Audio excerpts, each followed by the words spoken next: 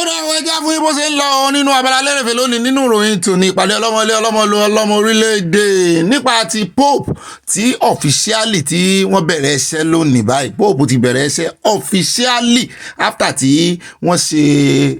ìwúyè fún wọn lọ́jọ́ sí inauguration gangan rèé o. Ààrẹ Tinubu náà wà ń bẹ̀ wọn náà kọ́wọ́rìn bẹ́ẹ̀ náà ni wọ́n mì ti Pope ní Vatican. Àwa náà ní ká mójú wa débẹ̀ kí a mọ̀mọ́ dúró kan lọ wò wá àmójú ajé kò ní sọ ní afẹ́fẹ́ ààrẹ yìí afẹ́fẹ́ hàn yín wọ́n mì tí Pope o. Lóòótọ́ kì í sí àwọn nìkan ni àwọn olórí orílẹ̀-èdè tó wà ń bẹ̀ àwọn èèyàn pọ̀ lọ rẹpẹtẹ ṣùgbọ́n wọ́n recognize ààrẹ Tinubu ń bẹ̀ o. Àwọn náà lẹ́rí yẹn o. Mo wá ní sáà ààrẹ Tinubu dúdú tó yìí ni àbí wọn tanná sí wọn lójú àbí torí pé wọ́n dúró ti èèyàn funfun mú sí ni ṣùgbọ́n wọ́n represent èèyàn ọmọ Nàìjíríà dáadáa o. Bàbá kó sí súùtì ó pẹ́ tí mo ti rí súùtù lẹ̀ lọ́rùn bàbá. Èmi rò pé dáǹsí kí agbádá tàbí kan ti wọ dàbọ̀lẹ̀ mo rò pé òní bàbá wọ̀ ṣùgbọ́n wọ́n sá represent yín dáadáa as a Englishman torí aṣọ English náà wọ̀. ẹ jẹ́ wá dọ́dọ̀ ìkànnú àwọn ọ̀rẹ́ ọmọ wọn tí wọ́n gbèsè ọmọ wọn lẹ́yìn.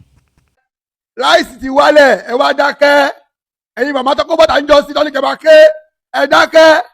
láìsí 50 kílẹ̀ pé láìsí báàgì ráìsì 54,000 naira tó wà ní 110 tẹ́lẹ̀ ẹ dákẹ́ ẹ̀sọ̀ kankan tẹ́yìn bá dákẹ́ àwọn ò ní dákẹ́ àwọn ará yín létí ẹ̀wà ti wálẹ̀ o ẹ̀wà ó ti wálẹ̀ ẹ̀yin màmá tó kó bọ́tà ń jọ yẹn dúpẹ́ o mo ló ń jẹ síkìrì ó jẹ́ ń bọ̀ ńlẹ̀ òróró ti wálẹ̀ Fatima kí ló ti wálẹ̀ àwọn ló ti tọ́ fọ̀ náà ó padà bọ̀. Lẹ́gẹ́mí àmì ó rò pé òun fi àwọn ọmọ Nàìjíríà pàwọ̀ ẹ̀dẹ̀ kó mọ̀ wípé ó dà èmi ò ní sọ nǹkan kan ṣùgbọ́n lóòótọ́ wọ́n ní oúnjẹ ti wálẹ̀ lóòótọ́ etí tó bá sì gbọ́ àlóye ó gbàbọ̀ àwa ìsí ìfigbá kan bọ̀ kan nínú nígbà tó wọ́n àfúnyín ròyìn nígbà tó ti wálẹ̀ náà kí ló fà á tó fi wálẹ̀ ẹkùn tí ẹ̀sìn tó kàn wá pẹ̀lú kí ló fà á tí ò bá ti béwu dé ṣùgbọ́n a dúpẹ́ wípé láti 100 and something wọ́n ní wọ́n ti ń tà 50 something àwọn kan ní 60 àwa náà sì ti pé àwọn èèyàn bíi mélòó kan tá a mọ̀ wọ́n lóòótọ́ ni mo ní àwa náà ó gbé ńgbà náà o torí ká mọ́ fi ṣe àbòsí bá a bá rí n tó dáa ẹ jẹ́ a sọ àti wípé àwọn kan nítorí wípé wọ́n ní ráìsì ń pa àwọn èèyàn làwọn èèyàn ṣe sá fún ráìsì mo ní sán ló ń jẹ míì tán sá lọ bá ní Nàìjíríà ni wọ́n sá kó ń di ráìsì ìwọ náà wá ń sá lọ káwọn mọ̀ síra wọn léṣe ẹ̀wà náà sì rè wọ́n mo gbọ́ pé ẹ̀wà sì wọ́n o wọ́n ní kì í ṣe gbogbo nǹkan ló wálẹ̀ o. mo wá ń wo sàkún ọ̀rọ̀ ibi tí mo ti ń rò ó náà ti já mi ń tàn mọ́ pé mọ́ wulẹ̀ ronú jù wo àwọn tí wọ́n fọ́ọ̀sì ráìsì wálẹ̀ rè mo ní wọ́n fọ́ọ̀sì ẹ̀ wálẹ̀ ni so wọ́n fọ́ọ̀sì ẹ̀ sókè ńgbà kan náà ni bó àlẹ́ ń wo ìyẹ́ gbọ́rọ̀ rẹ̀ náà àkójọpọ̀ ròyìn náà lórí sìmẹ́ǹtì wọ́n láwọn ti fírìsì wọ́n fix ẹ̀ wọ́n fírìsì ẹ̀ wọ́n gbé sínú kúlà wọ́n fírìsì ìyẹn inú freezer jàre kì í ṣe kúlà inú freezer wọ́n fírìsì price sìmẹ́ǹtì sẹ́yìn náà wá fírìsì ẹ̀ fún àwọn wo gangan ní ọmọ láǹfààní láti rà ní 9,000 naira per bag tí ò ní lé kò sì ní dín wọ́n láwọn ò fẹ́ kó lé mọ́ torí ẹ̀ náà ṣe fírìsì ẹ̀ àyà tí ẹ̀ ń bí mi pé sàn gbé sínú freezer ni mo ní tá a bá dénú àkójọpọ̀ ròyìn á gbọ́ ṣùgbọ́n ẹ já sí ohun bua aláṣẹ bua rè méjì tán dábí ẹdun tán rọ̀ bí òwe náà rè nípa nǹkan ṣíṣe manufacturing Nàìjíríà gbogbo ń tẹ̀ ń lò ń lé èmi ní yọ̀ èmi ní ráìsì èmi ní indomie èmi ní gbogbo nǹkan báwọn aláṣẹ iléeṣẹ́ bua rè bua cement ẹ já gbóhùn lẹ́nu rẹ̀ ìdí tó fà á tí ráìsì fi wálẹ̀ tí lẹ́gẹ́ fi ń pariwo kiri. We started processing, we crashed, the prices of some of these commodities. And today I'm happy, to inform that the price of rice is about 60,000 naira from what it was last year of 110,000 naira. Flour is today 55,000 naira per 50 kilo bag. Maize about 30,000 naira. And this happened because of Mr. President's, foresight and vision, by introducing that one-off, duty waiver for a period of 6 months. And with that, we've been able to bring down the prices of these commodities. náà lẹ́ti gbọ́ yẹn o wọ́n ní kì í sọ̀rọ̀ wípé torí pé ráìsì ń pààyàn o wọ́n ní Mr. President ló ní gbogbo èròjà táwọn fi ń ṣe gbogbo àwọn kinní àtẹlẹ́ táwọn ímpọ́ọ̀tì pé kí wọ́n mọ̀ san duty lórí ẹ̀ láàrin oṣù mẹ́fà wọ́n ní ìdí tí ó fi wálẹ̀ nù wọ́n ní ṣùgbọ́n náà bá tún dá duty padà wọ́n ló ṣeé ṣe kó tún padà ròkè mo níbi làlásẹ̀ mọ́ ròkè nù ó lè mọ́ wà lẹ́wọ̀n Nàìjíríà aṣáàdúpẹ́ àwa náà ti mú news ń wá fún yín àti kógojá lórí rẹ̀ báyìí ó ẹ jẹ́ wá kí yín káàbọ̀ jàre káàbọ̀ sínú abala ròyìn tòní lábala lérèfé níbi tá a ti mọ́ yọjú lójú fèrèsé ẹ lè gbága sí bákónì ẹ jẹ́ á gbé bòrùn díẹ̀ ká gbé fìlà ká sì ṣe àbò sí àwọn politician yín tán fẹ́ fi tipátìkúùkù wá mọ́ mú yín vóòtì wọ́n fẹ́ gbẹ̀tọ́ yín lọ́wọ́ yín. ẹjẹ́ sáré lọ́dọ̀ VDM ó ń pariwo ní kíkankíkan léṣe yìí Tinubu lórí ọ̀rọ̀ NANS president ọjọ́ sí wọ́n ló kù ó kù ní ìbọn ró wọn ní ọ̀rọ̀ tẹ́ rò wípé wọ́n ti parí wọ́n ti bò òkútán sí lọ́jọ́ sí wọ́n lẹ́sẹ̀ rẹ̀ yọ ọ̀tà o. Now, Sheyi Tinubu to the president's son, the truth be say, in this whole thing that your name is being mentioned, if to say an advanced country, by now you're supposed to the interrogation room. But I understand that the country's law does not work and then it is about who is more influential. But you see me, I will always talk. What is the worst that can happen? They'll contact me again, use a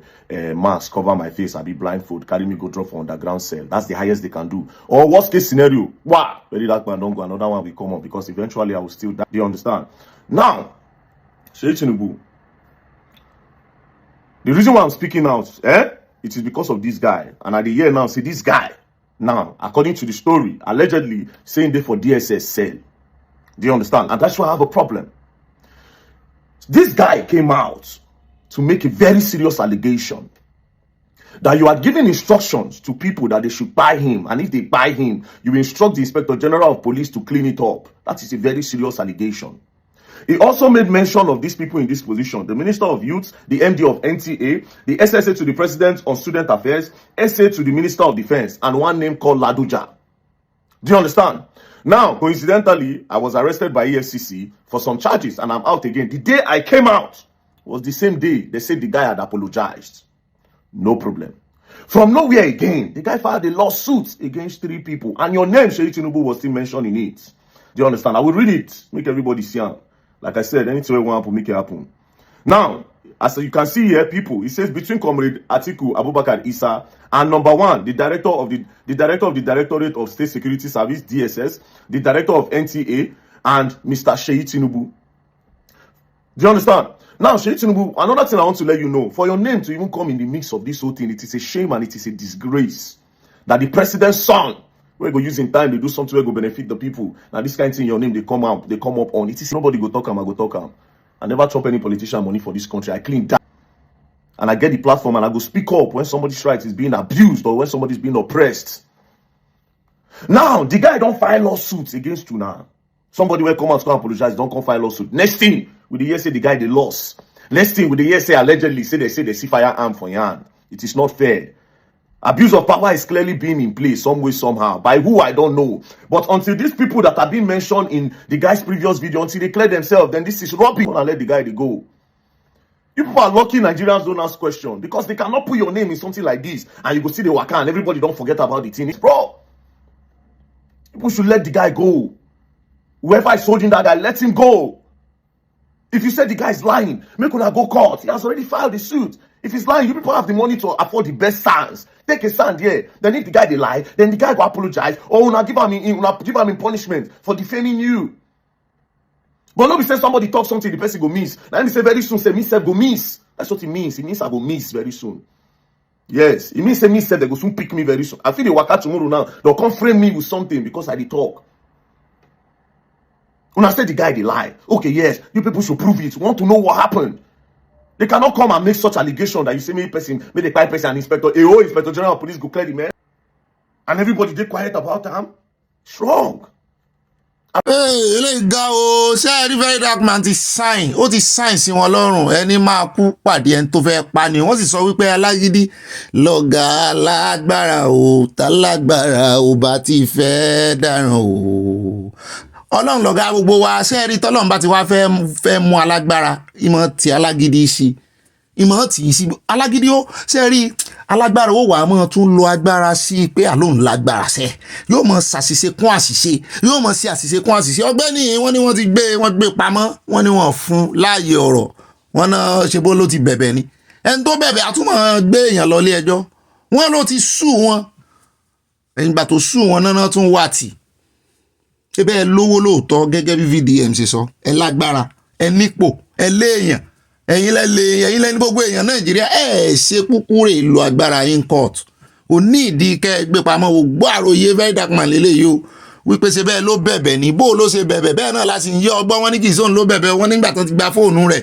kó má yẹ pé lọ́la náà báyìí fóònù very dark man tán gbà bóyá rí tí wọ́n tán bá bẹ̀bẹ̀ lórí ẹ̀rọ ayélujára rẹ̀ through fóònù ẹ̀ àbí ẹ̀ ń bá ti ní fóònù èèyàn lọ́wọ́ ó ti ní access sí gbogbo ẹ̀rọ ayélujára rẹ̀ náà nù. Nàìjíríà ìṣe ga jù inú nǹkan báyìí láwọn ọmọ Nàìjíríà sì ń wò wọn ní sọ̀rọ̀ símbò jẹ́ wípé narration mi náà fún yẹn mo ti sọ fún yín mo náà ti bá ọ̀rọ̀ Nàìjíríà débi wípé bójú olóró ń bọ̀ o ẹ para mọ́ ṣé kí n sí wọ́n kó àwọn ẹgbẹ́ méjì jọ tẹ́gbẹ́ kan bá sọ wípé ní tíjọba ń ṣe ò dáa àwọn ìjọba náà ó sì lọ́ọ́ wá ẹgbẹ́ míì wọ́n wàá ṣe bójúbójú fún yẹn ẹ bá pàdé nínú ìròyìn tò nínú àkójọpọ̀ ìròyìn ní Rivers ọ̀rọ̀ Rivers tó ti ṣe kíni ó tún ti yí. ṣùgbọ́n wọ́n ní ìtọ́wò lámọ́ dídùn ọbẹ̀ já fún yín tọ́wò lórí ọ̀rọ̀ Rivers níbi tí Wike ti ganu sí Mike tó ní my boy mi ni Fubara wọ́n ti ní is my boy. That boy na my boy na my son. I will go fight battle that. The people who are they fight, that people want thief only they no work. Òun náà lọ́sibí ẹlẹ́nu Wike ayọ́lò ní akànra lóbẹ̀ ó sọ̀rọ̀ tójú bá ń lọ ó dárúkọ àwọn kan ṣùgbọ́n kò dá orúkọ wọn identity wọn gangan ṣùgbọ́n ó fi àpèjẹ ó fi pè wọ́n ó ní àwọn tó ń bá jà nìyẹn àwọn tó ń ti Fubara àwọn tó ń fún láìdíà àwọn tó ń fún ní èròǹgbà àwọn tó ń sọ pé báyìí ni ó ṣe ṣe báyìí ni ó ṣe ṣe tó fi ń kọlu òun ó lọ́mọ òun ni ó náà ti parí ìjà àwọn ti pàdé lẹ́sìn ògbèjì wípé òun ò ní problem pẹ̀lú Fubara o tó bá ṣetán àti padà yọ padà ṣùgbọ́n àwọn tí ń tì í tí wọ́n fẹ́ fi Fubara get at òun tán fẹ́ fi ṣe ẹgbà fún òun tán rò pé wọ́n lè fi Fubara na òun ní rárá ó lóun gan kòbókò ó lóun ṣetán láti ná anybody lánàjà létí Wike ò ṣetán tó fẹ́ gbà ó Fubara náà sì rí àwọn èèyàn rẹ̀ náà wọ́n kóra wọn jọ àwọn tó lè ṣe protest àwọn kan náà bá tún jáde wọ́n ní tán fi oṣù mẹ́fà míì lé suspension Fubara mo ní inú ìròyìn àkójọpọ̀ ìròyìn lẹ́yìn tí bá gbogbo òyìn pàdé àti ní town hall meeting mo fẹ́ gbé fúnra wọn mo gbé èbò àti ní town meeting hall mo mọ̀ọ́mọ̀ ní kí n kúkú gbé fúnra wọn kẹ́ẹ̀mọ̀ pa gbé èbò ń bí yóò bá la gbọ́ town hall meeting wọ́n ní wọ́n fẹ́ wọn ju àgàlura wọn mo ní rọ́ ni wọ́n ní wo fọ́nrán rẹ̀ ẹ̀yin náà fẹ́ rí àbádínú àkójọpọ̀ ròyìn ẹjá kò ń bẹ ẹjá dọ́dọ̀ àjọ NDLEA níbi tá a ti gbọ́ wọn ní ọwọ́ bá bàbá kan o 80 years mo ní ọwọ́ bá wọn kẹ̀ àbọ̀ ẹrù wọn ṣe mistake di ẹrù ẹlẹ́rù àbọ̀ di kokéèmù ẹrù wọn nìsan di oògùn olóró mẹ́rù wọn ni wọ́n ní rárá wọ́n ní nínú aṣọ ẹbí wọ́n gbọ̀n yẹ́bẹ́yẹ́bẹ́ àwọn àjọ NDLEA mo ní bóyá bàbá ti ń gbé látìgbà tán ti young n tó lè mú bàbá 80 years kí ni bàbá fẹ́ dà ṣé bàbá ò ṣetán àti kú ni Bíbélì gan sọ ó ní count your days so that you can get wisdom kí ló ṣe bàbá yìí náà àbọ̀ fẹ́ fi ra ayé gbé fáwọn ọmọ wọn ni mo máa gbọ́ pé wọ́n máa ra ayé gbé bóyá bàbá fẹ́ fowó rẹ̀ owó oògùn olóró ra ayé gbé fáwọn ọmọ wọn ẹ wò nínú aṣọ ẹbí.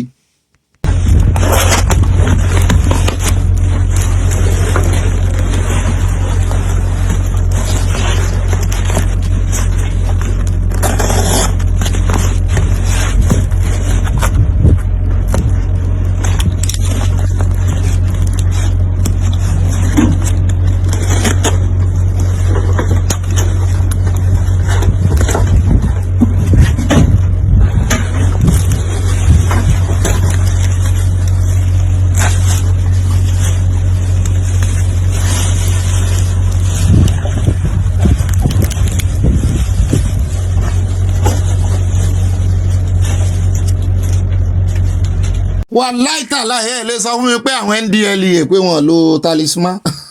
ẹlẹ́gìdì ń jẹ́ bẹ́ẹ̀ wọ́n ń lo oògùn àwọn dira ni wọ́n wẹ̀jú wọ́n lè mọ̀ wẹ̀jú kì í eléyìí kọjá wọ́n kàn ń lo scan àbọ̀ ń lo ẹ̀rọ ìgbàlódé ètò òyìnbó ẹ̀rọ ìgbàlódé Áfíríkà náà ń lò ẹ̀wù bí bàbá yìí ṣe tẹ sínú aṣọ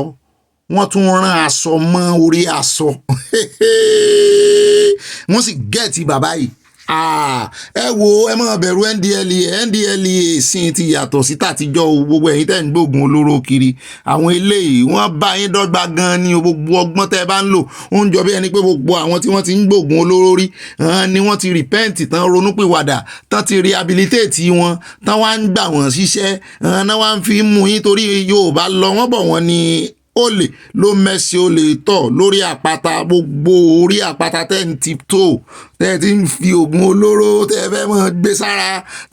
ọjọ́ òun náà sì mú ìyá kan tó gbé sójú ara ìkan náà wọ́n mú inú oorun ló ń dì sí ìkan náà wọ jàlábíà ìyá tó gbé sójú ara náà ló wọ jàlábíà aṣọ ẹbí damask kọ́ ni mò ń wò yìí àbí onígèlè ni onígèlè yìí skẹ́ńkẹ́lẹ́ wo gbogbo ẹ̀yin tẹ́ ẹ fẹ́ fi ṣe patí tán bá kà yín ẹ lọ káńsù ọjọ́ patí o ẹ̀wọ̀n ní bàbá eléyìí ó ti ṣe patí o ẹ̀wọ̀n ni ó ti ṣe o ẹ dágbére ẹ ṣe báyìí fún o. ẹ jẹ́ kó ń bẹ̀ látọ̀dọ̀ NDLEA ẹ jẹ́ adé ọ̀dọ̀ àjọ EFCC ṣùgbọ́n àní dọ́fíìsì wọn lọ́dọ̀ arákùnrin kan tí ń pariwo EFCC ọ̀dọ̀ ẹ̀ láti dúró mo ní kí ní tẹ̀ mọ́lẹ̀ yìí ṣé pépà ni wọ́n ní kì í ṣe pépà wọn lówó Nàìjíríà ni wọ́n ní ṣe ní ń bú EFCC tó sọ wípé kí EFCC wá mú un tó mú EFCC tán lè mú àwọn ọmọ olówó ọmọ ọkọ̀yà wà ń bẹ̀ wọ́n lówó mutuléètì owó àbíùsì rẹ̀ wọ́n ní wọ́n mú tòǹpolò náà wọ́n ló wà ń bẹ̀ wọ́n ní wọ́n mú mo ní ìwọ náà ń fira rẹ̀ wé àwọn olówó ìwọ náà ti sòótọ́ ó ní àwọn ọmọ tálíkà ló fi mú owó abọ́ ta ọ̀rọ̀ rẹ̀ dàbí ẹni tó fẹ́ sun tó ń fi epo para ṣùgbọ́n àwọn alágídí kan wà bẹ́ẹ̀ tó jẹ́ pé wọ́n rán tán ṣe fún wọn ó ní òun abuse owó olówó ti abuse ara rẹ̀ fún ara rẹ̀ ó ní náírà ò ní yìí kò ní value ó ní tó bá ní value lèèyàn máa pọ́n lé pé náírà ò ní value pé kí ló dé tí wọ́n mú àwọn ọmọ Nàìjíríà sí tí ò ní value bó kàn dàbí kéèyàn ya pépà kó mọ̀ tẹ̀ mọ́lẹ̀ ó ní kí wọ́n á mú òun kí wọ́n á ṣàlàyé value tí náírà ní. My papa na Tompolo, my papa na Okoya, you understand? Since you guys only use your power against the poor, you understand? The same you guys that claim that Naira abuse is an offense in Nigeria, you people have been using your power and now your same law against the poor. You understand? I am a poor man. This is the Naira EFCC. I want to see whatever you people want to do. This is the Naira. You see how? Naira don't get level. Make una no dey fear EFCC arrest. You understand? Any occasion where you go, spray money. Any occasion where you go, spray naira. You people should stop this fear wey una dey fear. You understand? EFCC cannot buy you. ó tán bí ọ̀tán tí Ọbásanjọ́ àti ọ̀pọ̀lọpọ̀ àwọn èèyàn ń sọ lẹ́nu ọjọ́ mẹ́ta yìí rè wípé àwọn youth ń bọ̀ lẹ́yìn yín tán máa fa revolution tán máa fa wèrè lọ́yàn tán ràn yín àti ìbọn àti gbogbo tẹ́ fi ń dẹ́rù bá wọn tí ò ràn wọ́n tán tiẹ̀ tán kọ ìpàkọ́ sí yín tó jẹ́ pé ọwọ́ wọn látọwọ́ wọn láti ìgbésẹ̀ wọn tán bá gbé èròǹgbà wọn ní revolution ó sì dé Nàìjíríà Ọbásanjọ́ sọ bẹ́ẹ̀ ṣùgbọ́n nínú bó ṣe ń kí àwọn ọmọ Nàìjíríà láyà tó ọmọ Nàìjíríà náà ń tàdí mẹ́yìn ní o n tó dífá fún Davido tí ò fi ná owó àtẹlé ìtọwọ́bàrí ọ̀rẹ́ rẹ̀ tó ń pè ní kinní kan chief priest àbí kí ló kọ rẹ̀ tó náà tó fi ń wo owó ràn báyìí nù páálí ní wedding tán lọ lẹ́nu àná yìí níjọ́ sátidé àná mo ní ìṣègájù. Zero mutilation. ẹ̀rí gbogbo olóńbẹ̀rù EFCC ọgbọ́n tó ń dání sí inú wọn yà kówó lẹ̀ pé gbogbo ẹni tó bá fẹ́ fún ẹni tí ń ṣe oníǹkan tó bá fẹ́ fún lówó ẹ kó sínú páálí àmọ́ wò ń ràn ńlẹ̀ báyìí ni gbogbo wọn ní bẹ̀rù EFCC pé wọn fẹ́ kán dárúkọ àwọn ẹtì rí wọn lé owó kalẹ̀ báwọn kò sí pé wọ́n ń jowó lura wọn mọ́ kò sí pé wọ́n ń tẹ owó mọ́lẹ̀ ṣùgbọ́n ìkànnà àwọn ọmọ tó pera rẹ̀ lọ́mọ tálíkà yóò ń sagídí ó ń tẹ owó mọ́lẹ̀ sẹ́ẹ̀rí pé yín wájà ó dẹ̀ jẹ́ àkó bẹ́ẹ̀ ẹ jẹ́ àdọ́dọ̀ arákùnrin ó sọ nǹkan kan sí àwa ará diaspora àwa kọ́ ní bá wí ṣùgbọ́n ẹ̀gbọ́n rẹ̀ tó wà ní USA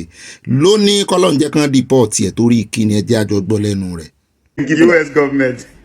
I get one uncle for US who never had any value to my life. I beg, I'm going to deport and come Nigeria.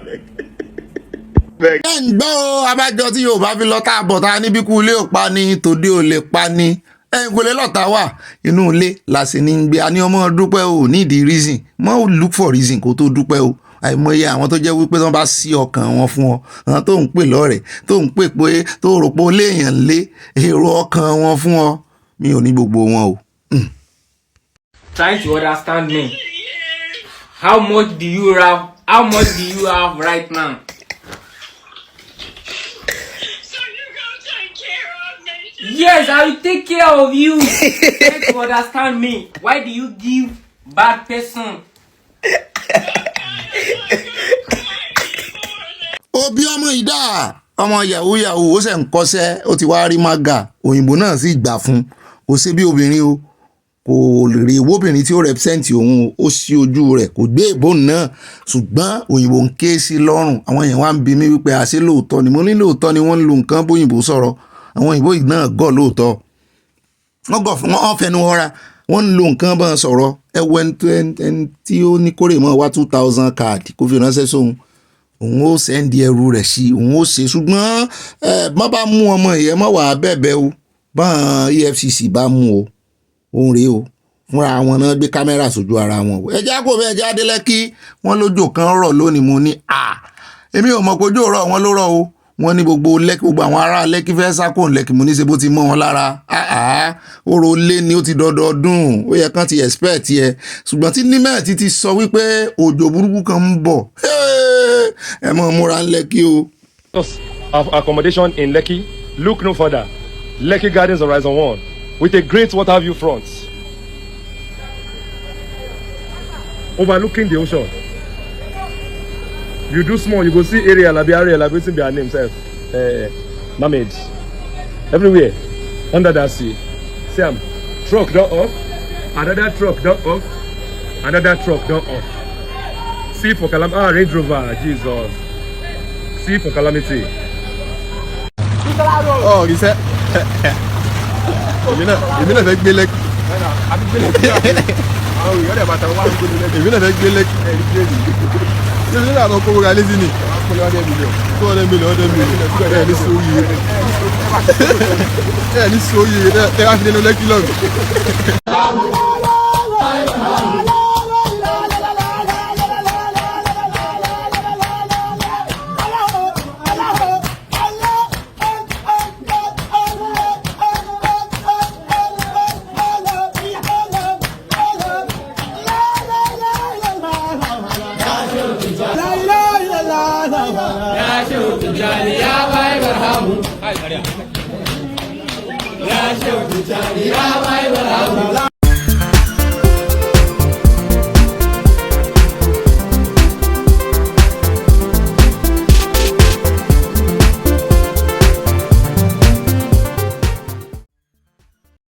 Ọmọ ni yóò jogún o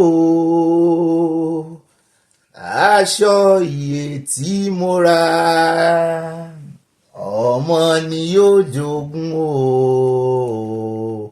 iṣẹ́ ọwọ́ mi mọ̀mọ́ mi tẹ́ ní báyìí kọrin mo ti kọ́ o ọmọ ni yóò jogún o orin gidi sí ni o aṣọ iye tí mo rà ọmọ ni yóò jogún o iṣẹ́ ọwọ́ mi. Mo ti kọrin tẹ́ ẹ bá wà tẹ́ ní abáyínkọ o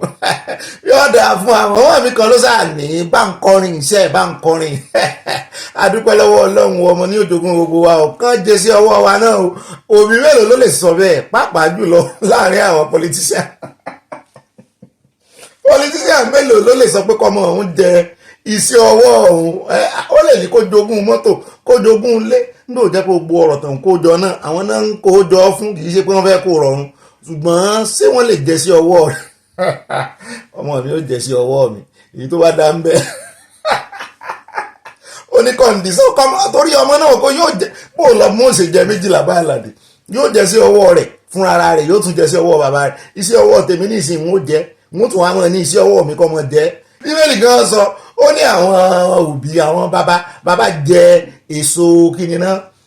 èso kíkan ó ní bó ṣe pè èso kíkan sáà náà lé ó ní eyín ọmọ ó ní eyín àwọn ọmọ ní nǹkan ó ní sùnmọ́ àwọn ní parú òwe bẹ́ẹ̀ mọ̀ ní Ísírẹ́lì gbogbo ń bá ṣiṣẹ́ ibi kó máa jẹ iṣẹ́ ọwọ́ rẹ̀ ṣùgbọ́n lórí àwọn politician wa àtàwọn àtọmọdọ́mọ wọn torí iṣẹ́ ibi tó ń ṣe àwọn ọmọ wọn ń jẹ ìrè ẹ̀ wọ́n ń jẹ ìrè ìyàtọ̀ fi ń jẹ àwọn èèyàn owó tó ń kó tó wá ń fi ìyà jẹ aráàlú àwọn ọmọ wọn ń jẹ lára ẹ̀ wọ́n fi ń rán wọn lọ skul so bọ́n ọmọ náà bá jẹ ń bẹ́ gbogbo ó dá ọmọ kí n káàbọ̀ kí láàfin wọlé orin káàfin wọlé gangan rí o mo ti ṣe special request fún ìyàwó ẹ tí ìmúra lẹ̀ mi ò mọ̀ kọ́ lọ́dẹ iṣẹ́ wa fúnlẹ̀ wa fún ilẹ̀ ibi wa kàgbéga fàyè rí. A sọ̀rọ̀ púpọ̀ lórí ẹ̀ lánàá ó dùn wọ́n ó dùn mímì náà nígbà tí mo tún gbọ́ ọ̀pọ̀lọpọ̀ èèyàn ló ń kí mi mẹ́sàn-án mẹ́wàá pé ó káre ò Bobby pẹ̀lú eléyìí tó tiẹ̀ sọ iṣẹ́ ẹ̀bí yẹn tó tún yí mọ́ akó ọ̀rọ̀ bí bàbá mi kan gan kí mi ń bẹ̀ pé akó ọ̀rọ̀ bí tí Yorùbá nation o ṣùgbọ́n àtúnwá mẹ́nu létí kágbéga mo ti sọ pé àmọ́ èèyàn náà ẹ tún fún mi ní ìṣẹ́jú kan tó mi báyìí ẹ fún mi ní ìṣẹ́jú méjì ká tó wọnú ìròyìn lónìí só ń dùn mọ́ yín àbí ká mọ̀ sọ ń pa rẹ̀ mọ́ bó jẹ́ pé n tó kó wá pọ̀ náà nù n tó pa wá pọ̀ nù n tó múnú wá dùn náà nù tó jẹ́ Yorùbá nation àwa ti mọ ọ̀nà òmìnira yìí ná rárá kò yí padà Yorùbá nation lọ́nà iye náà ó ń lọ sí ilé ògo iṣẹ́ wà fún ilẹ̀ wa o fún iṣẹ́ ìbí wa a ti sọ̀rọ̀ lórí ìyẹn dáadáa gbogbo àtàjọ́ ọmọ ìbí kan náà àwa la níṣẹ́ àtọ̀yọ́ àtọ̀ṣun àti kwara àtòǹdó kwara náà Yorùbá ní án arúmọjẹ mọ̀gbọ̀mọ̀gbó tó fẹ́ ṣe politically náà fi pín wọn mọ́ north central ṣùgbọ́n lórí ká gbéga bó náà ṣe wọ́n gbé nǹkan ga mo kọ́kọ́ gbàdúrà fún yín mo gbà ládùúrà pé Ọlọ́run ó gbé yín ga ẹ bá sàmì ẹ mọ̀ túmọ̀ kán gbé èèyàn ga nù wọ́n ní ká gbéga bó ni wọ́n ṣe ń gbé ga bó lèèyàn ṣe ń gbé ga kúkúrú wọ́n ní ó gbé ga ìwọ tó ga ẹni gígùn wọ́n ní ó gbé ga obìnrin wọ́n ní ó gbé ga ọkùnrin wọ́n ní ó gbé ga bó ni wọ́n ṣe ń gbé tiẹ̀ ga ẹni tó ti ga tẹ́lẹ̀ náà ńkọ́ bó ló ṣe ń gbé ga torí kàtígórì àwọn èèyàn tó ń bá wípọ̀ nú gbogbo wa ní ìsìn tálákà wà nú àwa tá ń jàjà òmìnira olówó wà nú wa ẹni tí ò tálákà tí ò lówó náà wà so sí eyín márùn nídìí èyí ń tán sọ náà ni pé ìwọ olówó gbéga ìwọ businessman gbéga kò kan ibo àwọn asọ̀rọ̀ nípa àbílànà àwa tán ní ká gbéga àwa táàjọ jẹ́ ìbí kan náà ni o kò kan haúsá o kò kan òyìnbó o kò kan british kò kan USA o àwa tí wọ́n jọ bí sínú ẹ̀jẹ̀ Yorùbá kì í ṣe tó kàn gbèdé wa kì í ṣe anybody tó kàn gbèdé wa tàbí tó ní lineage DNA Fúlàní àbí Ìgbò nínú rẹ̀ rárá ẹni tó jọmọ Yorùbá ní tààràtààrà àtakọ àtabo àti sáìdì mọ̀mọ́ àti sáìdì bàbá àwa náà ní ká gbéga o ipò tí wọ́n bá wà wọ́n ní kó fi gbéga lánàá ọ̀rọ̀ kan ṣẹlẹ̀ nípa ìrìn àjò tí Aláàfin of Ọ̀yọ́ tán lọ sí ọ̀dọ̀ Olódò Ọdẹ mo pàkíyèsí kan jáde gbogbo wa kọ́la dáńtí mo sọ ọmọ mi kan gan tí mo nífẹ̀ẹ́ gan wọ́n sáwọn ọ̀rọ̀ wọ́n jẹ́ kí n mọ̀ wípé ìgbésẹ̀ Aláàfin yẹn látìgbà tí ọ̀rọ̀ tọ̀yọ́ ti ṣẹlẹ̀ Ọ̀yọ́ tún jí àwọn ṣùgbọ́n nǹkan kan tí mo fẹ́ pàkíyèsí wa sí ni pé sẹ́rí we disagree to agree we agree to disagree bá a ṣe ń fojú wo nǹkan lè yàtọ̀ ẹlòmíì bá bá kọ náà ní ìsìn position tó bá dúró sí tó ti wò ó ni ó ti nítumọ̀ sí ọ kí náà kọ ẹlòmíì ò rí 6 jọ 9 depending bí tí wọ́n bá ti ń wò tó bá wò láti ìsàlẹ̀ 6 ni bó bá wò látòkè 9 ni àbí tó bá wò látòkè 9 ni tó bá wò láti ìsàlẹ̀ 6 ní fẹ́lòmíì depending bí tó bá dúró sí ọ̀rọ̀ 5 náà ni ó dàbí yes lójú ẹlòmíì so nídìí èyí lórí ọ̀rọ̀ pé Aláàfin mẹ́nubà Yorùbá nation kò mẹ́nubà Yorùbá nation èmi gbé f'Aláàfin a lè mọ wò pé Aláàfin mẹ́ẹ̀ láwọn nǹkan kan kò sí bá a ṣe mọ̀ rìn kórí mọ́ mi àwa náà sì ń fi àsìkò ya tó fi ń pe Aláàfin pẹ̀lú ìfẹ́ ni Aláàfin ẹ jọ̀ọ́ bẹ́ẹ̀ tí ẹ sọ̀rọ̀ language body language yín kan ti fi hàn pé tó bá fẹ́ ṣe lẹ́ẹ̀ṣẹ̀ ntẹ́ bá ní ṣe ẹ̀ ní ṣe ṣùgbọ́n ẹ̀bẹ̀ tá à ń bẹ̀ ni wípé kẹ́ẹ̀tì ẹ̀ lè fi àwọn tí ń sọ ìtàn káàkiri àwọn èèyàn ń gbèjà yín gan o káàkiri kẹ́ẹ̀tì ẹ̀ lè fi hàn wọ́n nínú bá ṣe ń gbèjà yín yẹn náà ó ń dá wàhálà alẹ̀ a sì fẹ́ kó dá wàhálà alẹ̀ sáwa lọ́rùn nínú ìrìn àjò òmìnira nítorí àwọn èèyàn ní Yorùbá nation tán dárúkọ yẹn gan tọ̀yọ́ ni Ọ̀yọ́ ló ní Yorùbá nation Odùduwà nation la wá ń tà tí ń dà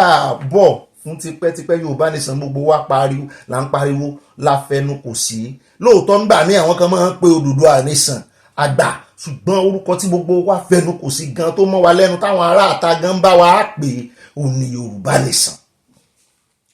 nítorí ẹ̀ Aláàfin ẹ̀yin tẹ́ ẹ lọ sọ́dọ̀ Olódò Ọdẹ lánàá ń tó fún encourage inú wa dùn gan o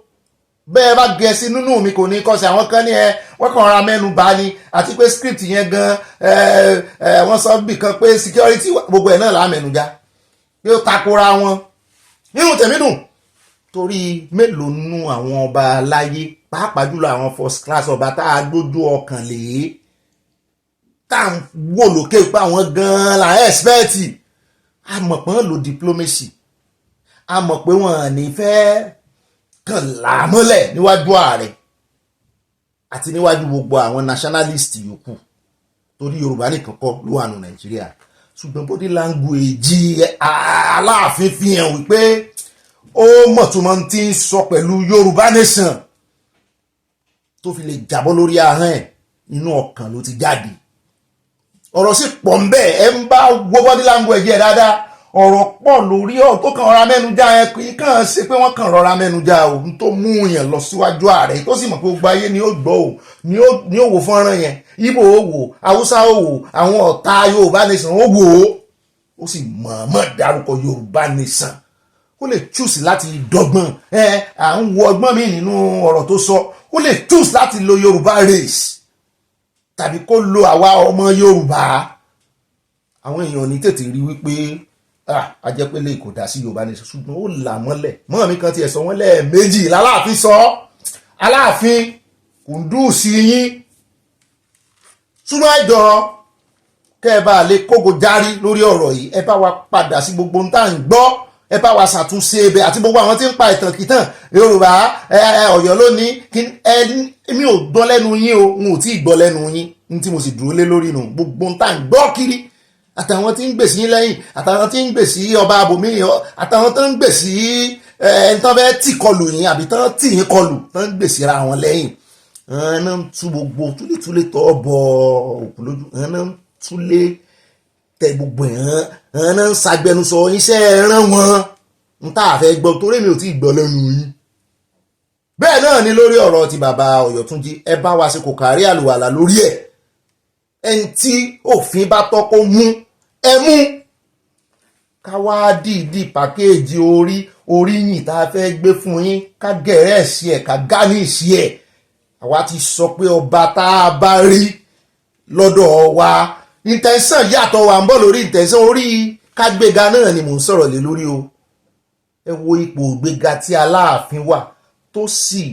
gbé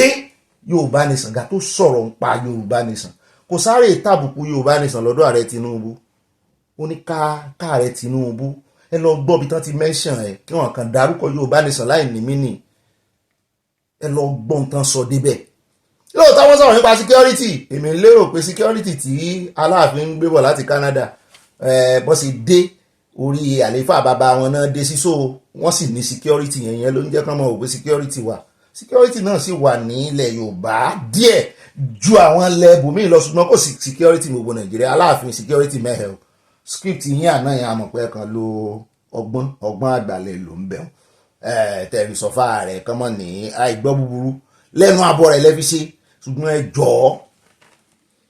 Yorùbá nation yẹn gbogbo ń tẹ́ ẹ sọ́fà rẹ̀ tí ò dé iwájú kámẹ́rà tó mú yín sọ Yorùbá nation iwájú kámẹ́rà àmọ̀ pé ẹ ti sọ àwọn nǹkan míì lẹ́yìn kámẹ́rà ẹ sọ́fà rẹ̀ tún mọ́ bá wa lọ́ọ̀bẹ̀ àwọn kan ní ẹ mọ́ lọ́ọ̀bẹ̀ mọ́ àwa ní kẹ́ ẹ lọ pẹ̀lú Yorùbá nation tẹ́tí ẹ̀ dárúkọ ń bẹ̀rùn ẹ tún lọ́ọ̀bẹ̀ àwọn ọmọ Ọ̀yọ́ pọ̀ ń bẹ̀ lágbè láàrin ní tán súnmọ́ ààrẹ náà fẹnu wọn sọ Yorùbá náà sì sọ wọ́n sọ di kápọ̀sì Yorùbá nígbà kan fẹ́ parí ìròyìn yẹn mọ́ mi ti ta pàkàtì ẹ̀ ní kí ló dé tán kúkú ṣe àdírẹ́sì yẹn ní Yorùbá àbí kán bẹ̀rẹ̀ pẹ̀lú Yorùbá mo ní sẹ́ẹ̀ mọ̀ wípé Nàìjíríà ò lè dé torí ẹ̀ náà ṣe lo èdè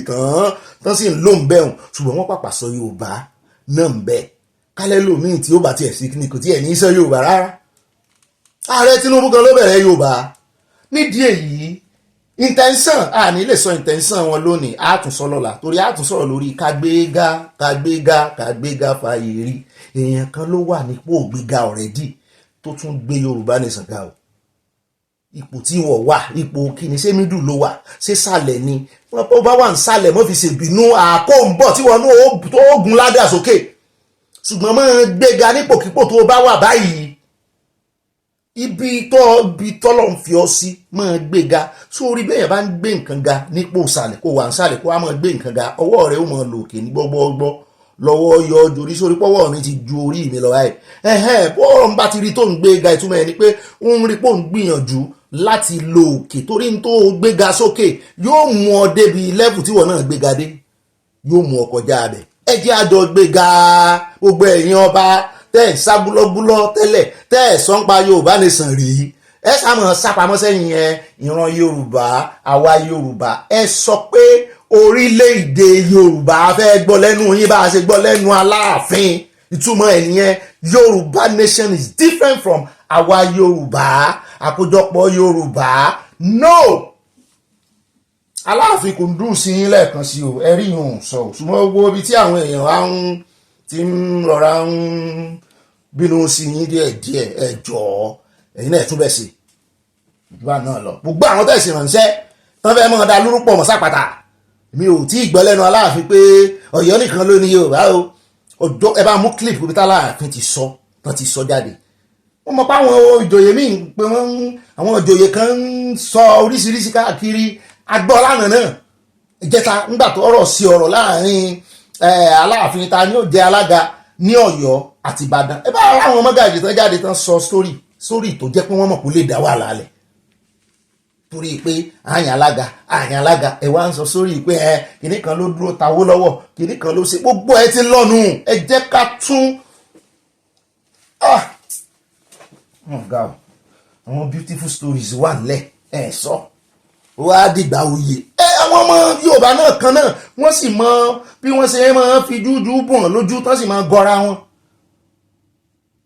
kí ló mú wọn sọ story ní ìsìn wọ́n ń jàjà supremacy wọ́n sẹ̀ wá ń sọ story nígbà tó ń jàjà supremacy sàn dọ́dọ̀ wa wá sọ story ẹ jẹ́ àfúrà mo ti pẹ́ jù mbẹ́ ó dá àwẹ̀ káàbọ̀ wọn ò ní ra kò sáàyè àti kíra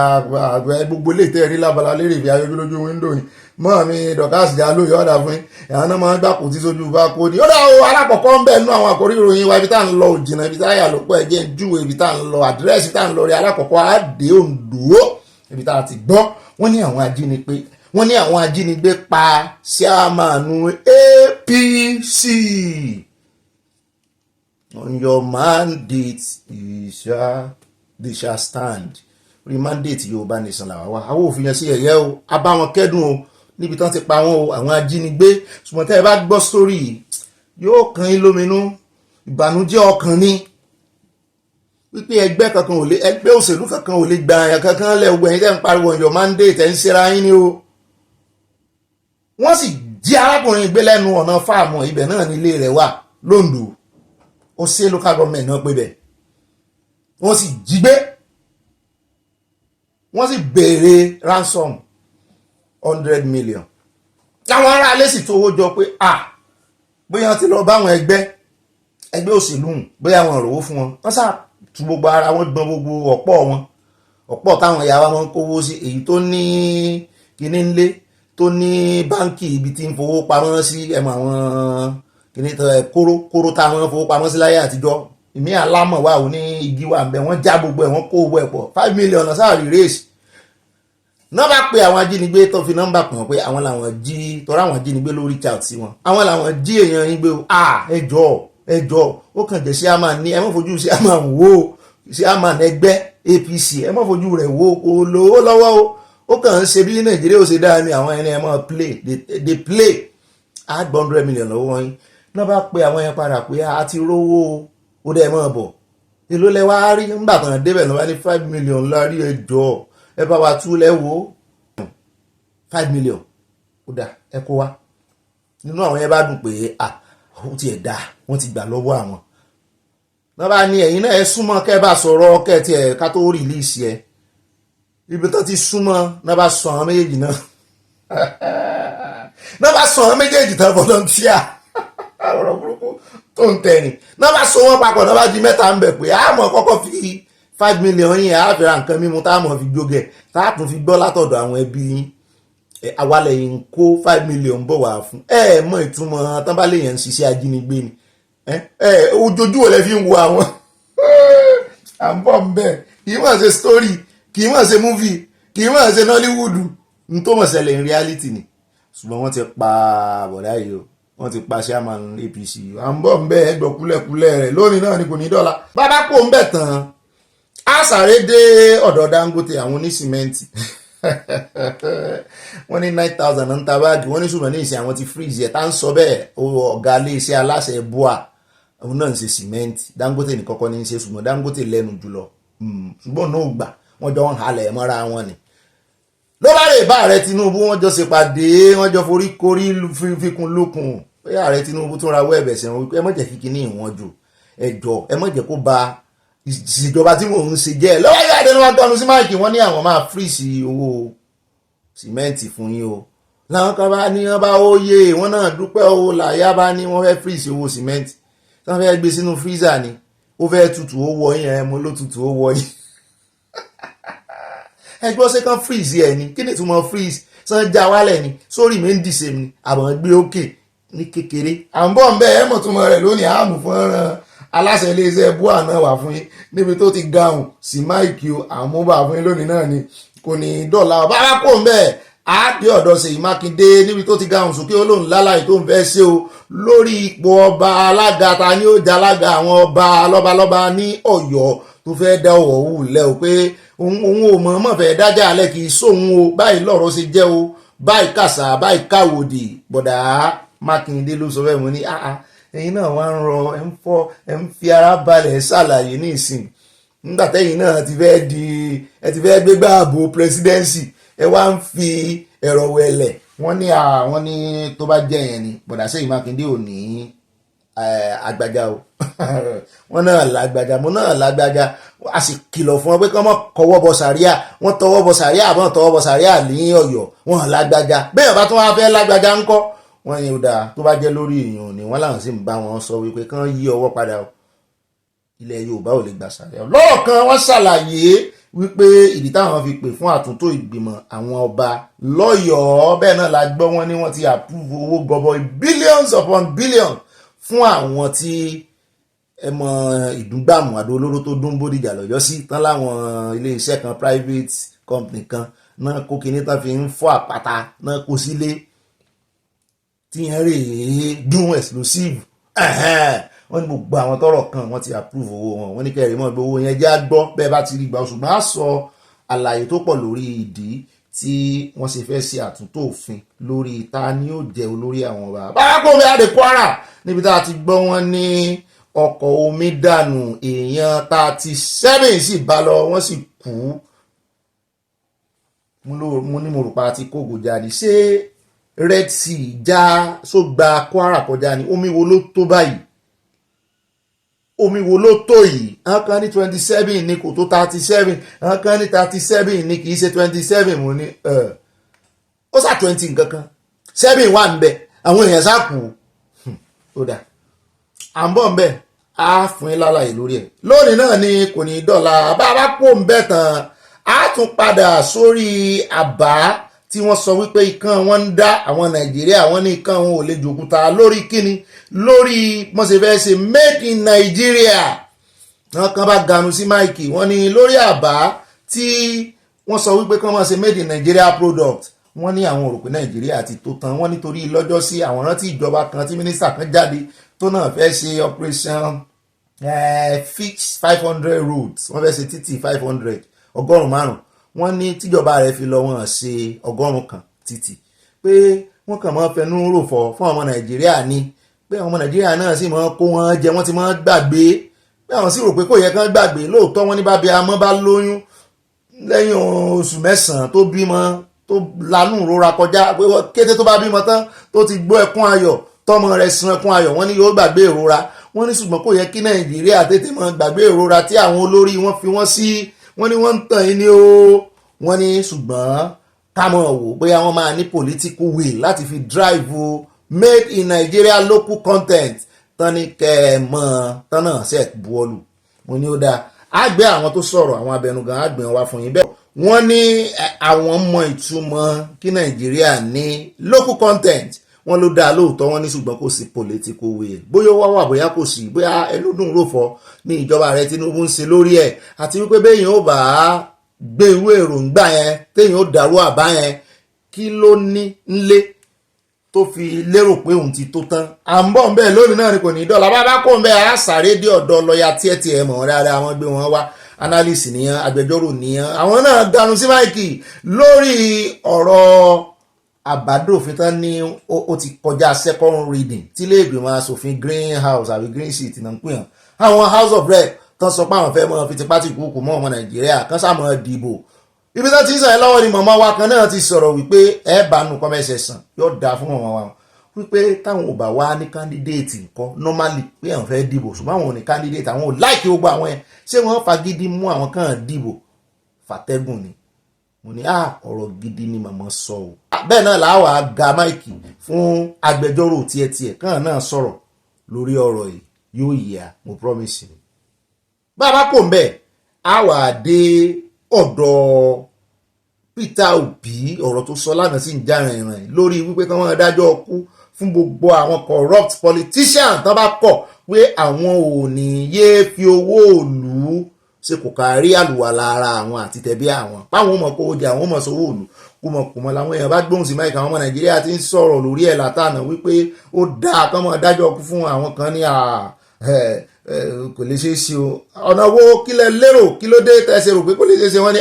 ṣé bí àwọn tó corrupt náà ìbọn náà wà ń di òfin mo ní sẹ́ wá ń sọ pé gbogbo àwọn senate àti house of rep ló corrupt ni mo ní kí n mọ̀ sí gbogbo wọn mo ní wọ́n ti wà ń sọ̀rọ̀ pé gbogbo ọ̀rọ̀ ẹgbẹ́ ní sẹ́nitọ̀ àpábí ò kọ̀rọ̀tì o gbogbo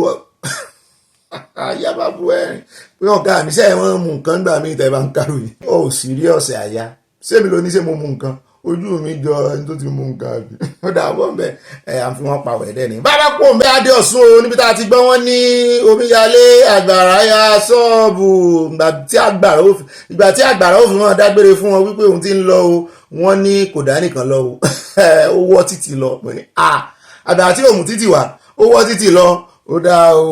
mo ní àwà fún ìròyìn tá ń ṣe títì kí ló dé tí gómìnà oníjó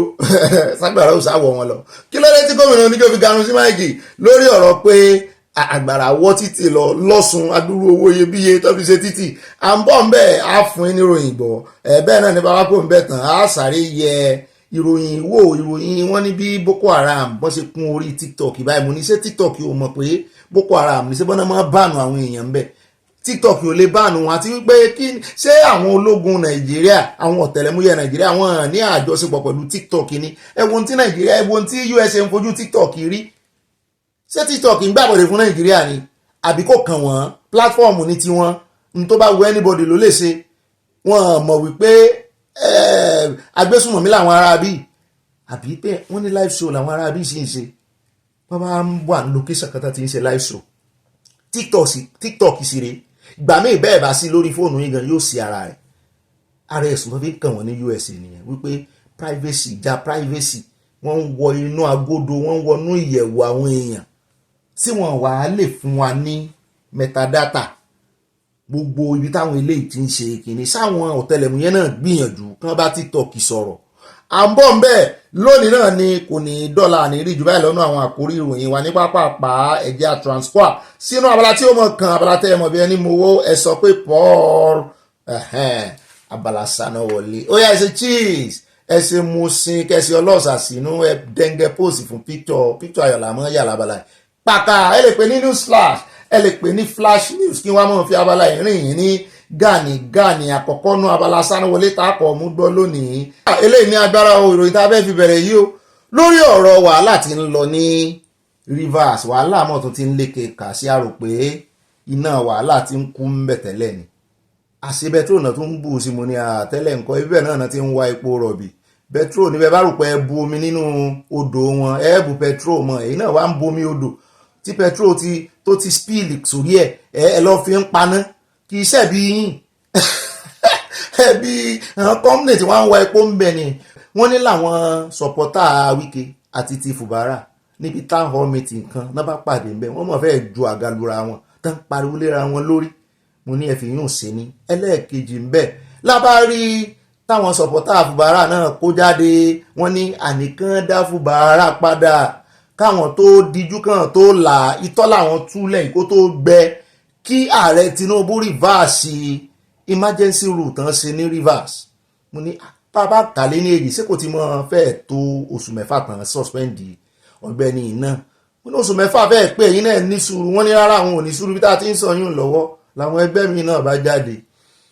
wọ́n ní ẹ̀yìn ààrẹ Tinubu náà wà, wọ́n ní àti wípé àwọn tó fẹ́ẹ́ fi àsìkò yìí sọ fún ààrẹ Tinubu wípé bí oṣù mẹ́fà bó bá ti ń pé báyìí tán suspend ẹ̀ pé kán bá wọn fún ní oṣù mẹ́fà mímu ní sọmọ Rivers làwọn eléyìí àbọ̀nrẹ́ ìjà wọn wá àbí wọ́n ti fún wọn lówó láti wá fi sọ̀rọ̀ ṣé kò di mẹ́ta báwọn àmú fọ́nrán ibi tí wọ́n ti fẹ́ kọlura wọn nínú town hall meeting wa àmú fọ́nrán ibi tí àwọn ti Fubara àwọn ti Rivers náà pera wọn torí wọ́n ti ń sọ ní ìsìn wọn láwọn gan-an Fubara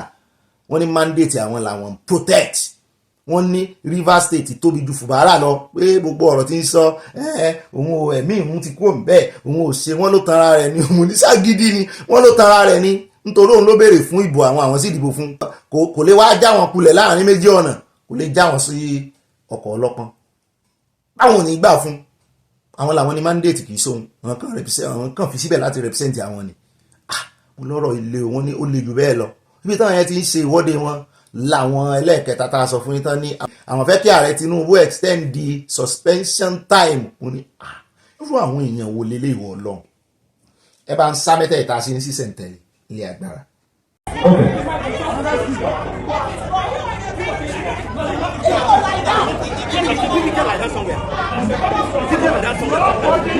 Honorable members, please.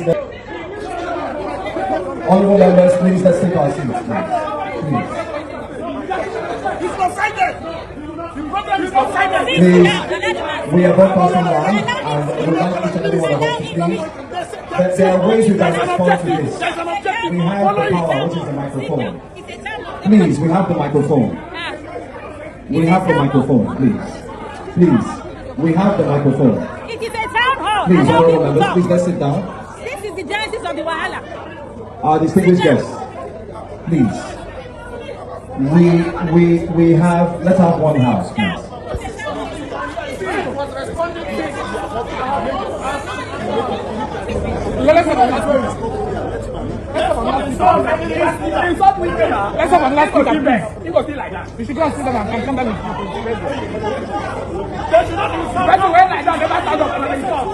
òun náà lẹ́sìn gbàyàn o tí àwọn ti Wike tán sọ wípé kán respect Wike kán yẹ sọ̀rọ̀ síbẹ̀ mọ́ pé kán mọ tẹnu àbùkù lù torí pé kò sí ń bẹ̀ òmíì pé àwọn táwọn represent ẹ̀ ò sí ń bẹ̀. ó yà báyìí ẹja sáré dé ìgboro ayé ní Port Harcourt ní ìpínlẹ̀ Rivers níbi tá a ti gbọ́ wípé ìwọ́de gbígbóná kan ṣẹlẹ̀ tí àwọn ìjọ gangan tí wọ́n sọ wípé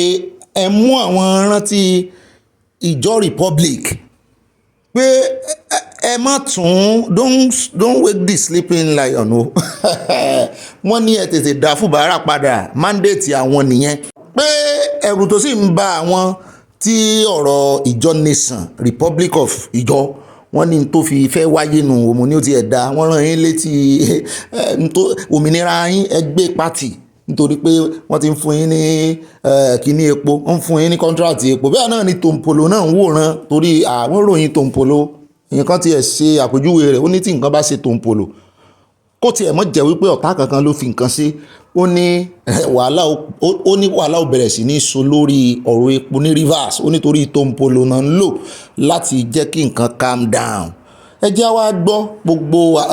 atótónu wọn gbogbo ẹ̀dùn ọkàn wọn ìdí tí wọ́n ṣe bọ́ọ̀ta tán ṣe ń ṣèwọ́de gangan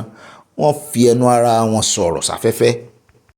Today what is happening in Rivers State are some of the fears Boro had when he was alive that made him to declare the Niger Delta Republic. If Rivers State is part of the fourth republic that Nigeria is practicing, then let the people elected governor and the people elected House of Assembly come into play. The Ijaw Nation is in total support for him to succeed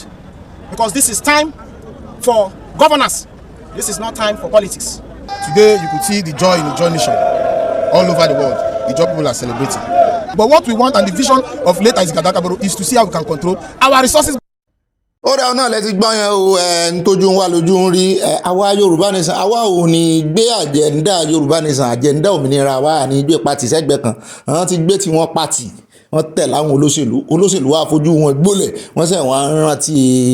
àjẹ́ndà òmìnira wọn abẹ́rẹ́ ríṣẹ́ ó dáa ní báyìí ẹja sáré dé ọ̀dọ̀ àwọn tí wọ́n sọ wípé àwọn fẹ́ kàn fi kún ọjọ́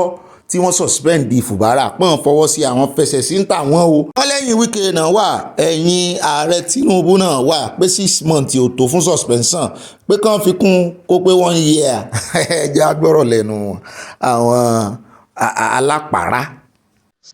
want to use this opportunity to commend the president for stepping into the rivers crisis and declaring state of emergency as supported by the National Assembly for initial 6 months. We are saying that the executive led by Senator Fubara and the assembly led by Honorable Martin Samuel Chike should seize this initial period of 6 months to reconcile their differences so that governance and democratic governance can return to the states after this initial 6 months. Because if this is not done, Rivers youth will not be held liable, as we will call on the president to extend the emergency rule.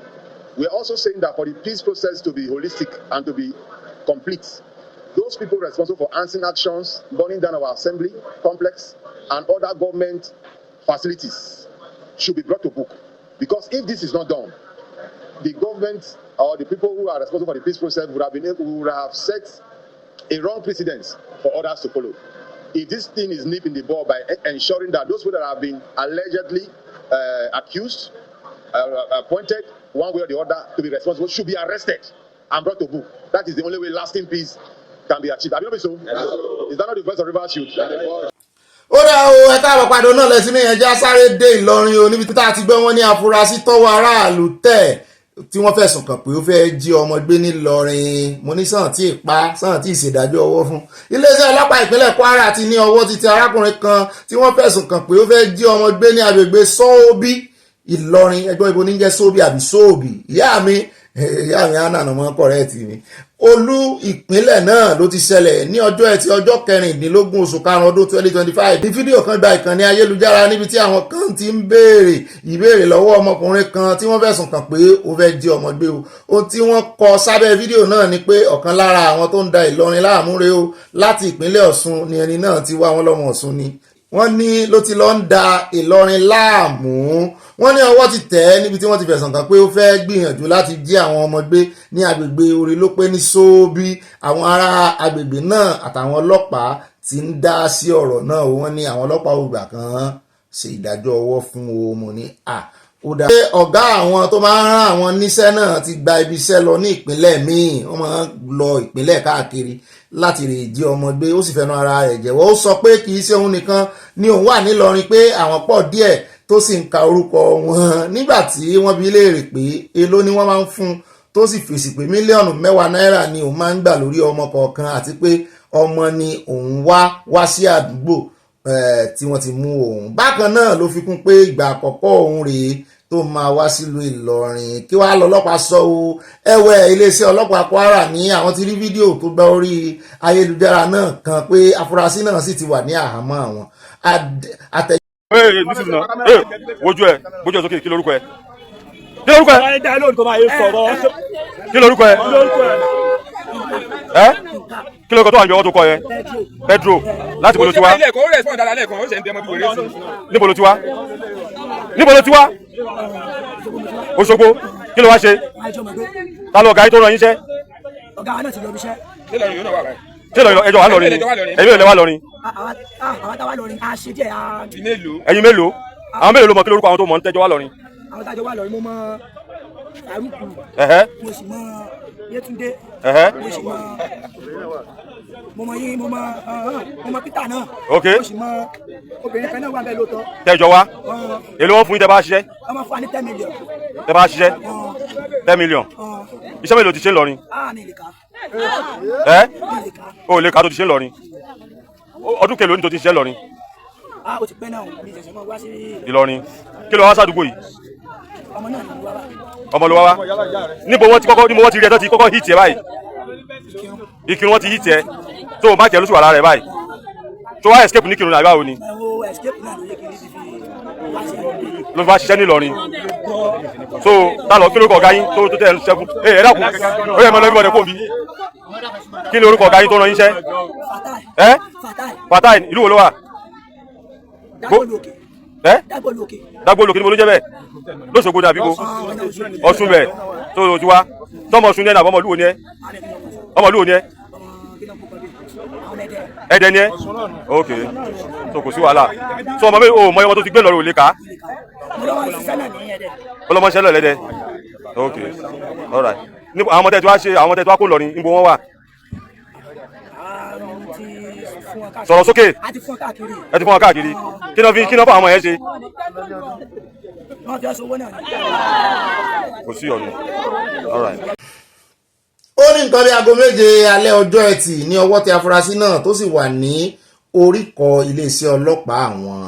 bẹ́ẹ̀ náà ni nínú ìròyìn sánáwọlé ẹjẹ́ adọ́dọ̀ pàtó tó mì tán ní àwọn DSS ní àwọn fẹ́ gbé ẹjọ́ kojú rẹ̀ òun náà ti wá dáhùn yàtọ̀ sí àwọn lọ́ọ̀yà 500 tí wọ́n fìmọ̀ ṣọ̀kan tí wọ́n mọ̀ọ́mọ̀ dìídì fẹ́ gbèsè lẹ́yìn tán fẹ́ gbẹjọ́ rẹ̀ rò kì í ṣe pé bóyá lọ sanwó fún àwọn 500 lawyers òun náà ti wá jáde ó ní there is nothing to react to. It is not funny that citizens are getting together to organize ourselves in how to hold government accountable and provide alternative ideas on how to do things, and they decided that it's a matter for the DSS. It shows there is a dearth of freedom. Ó ní wàhálà dé ó ní òmìnira tí ń kú lọ Nàìjíríà. Ó ní sẹ́rù ń bà àwọn DSS ni pé kí ló dé tí wọ́n ń dúnkùkù lajà wọn pé sóun wà nínú àwọn tó lè dúnkùkù lajà wọn tóun bá jáde tóun sọ pé shadow government ṣé wọn òun jọ ẹni tí ò mọ tóun sọ pé kán rè wọnú Cambridge di salary Cambridge wọn pé wọ́n á rí ìtumọ̀ shadow government kò sì bá pé kò dìgbà téèyàn bá practice parliamentary system nìkan wọ́n ní tó ń jẹ́ bẹ́ẹ̀ ni àpéjọpọ̀ àwọn opposition pé opposition ò sì wà láti dàlúrú pé opposition ní Kẹ́mi Badenoch pé kò da ìlú rú ó ń tún lù sí ní pé ẹ lọ wo iṣẹ́ tí Kẹ́mi ń ṣe pé kò nídìí káwọn ṣe parliamentary system káwọn tó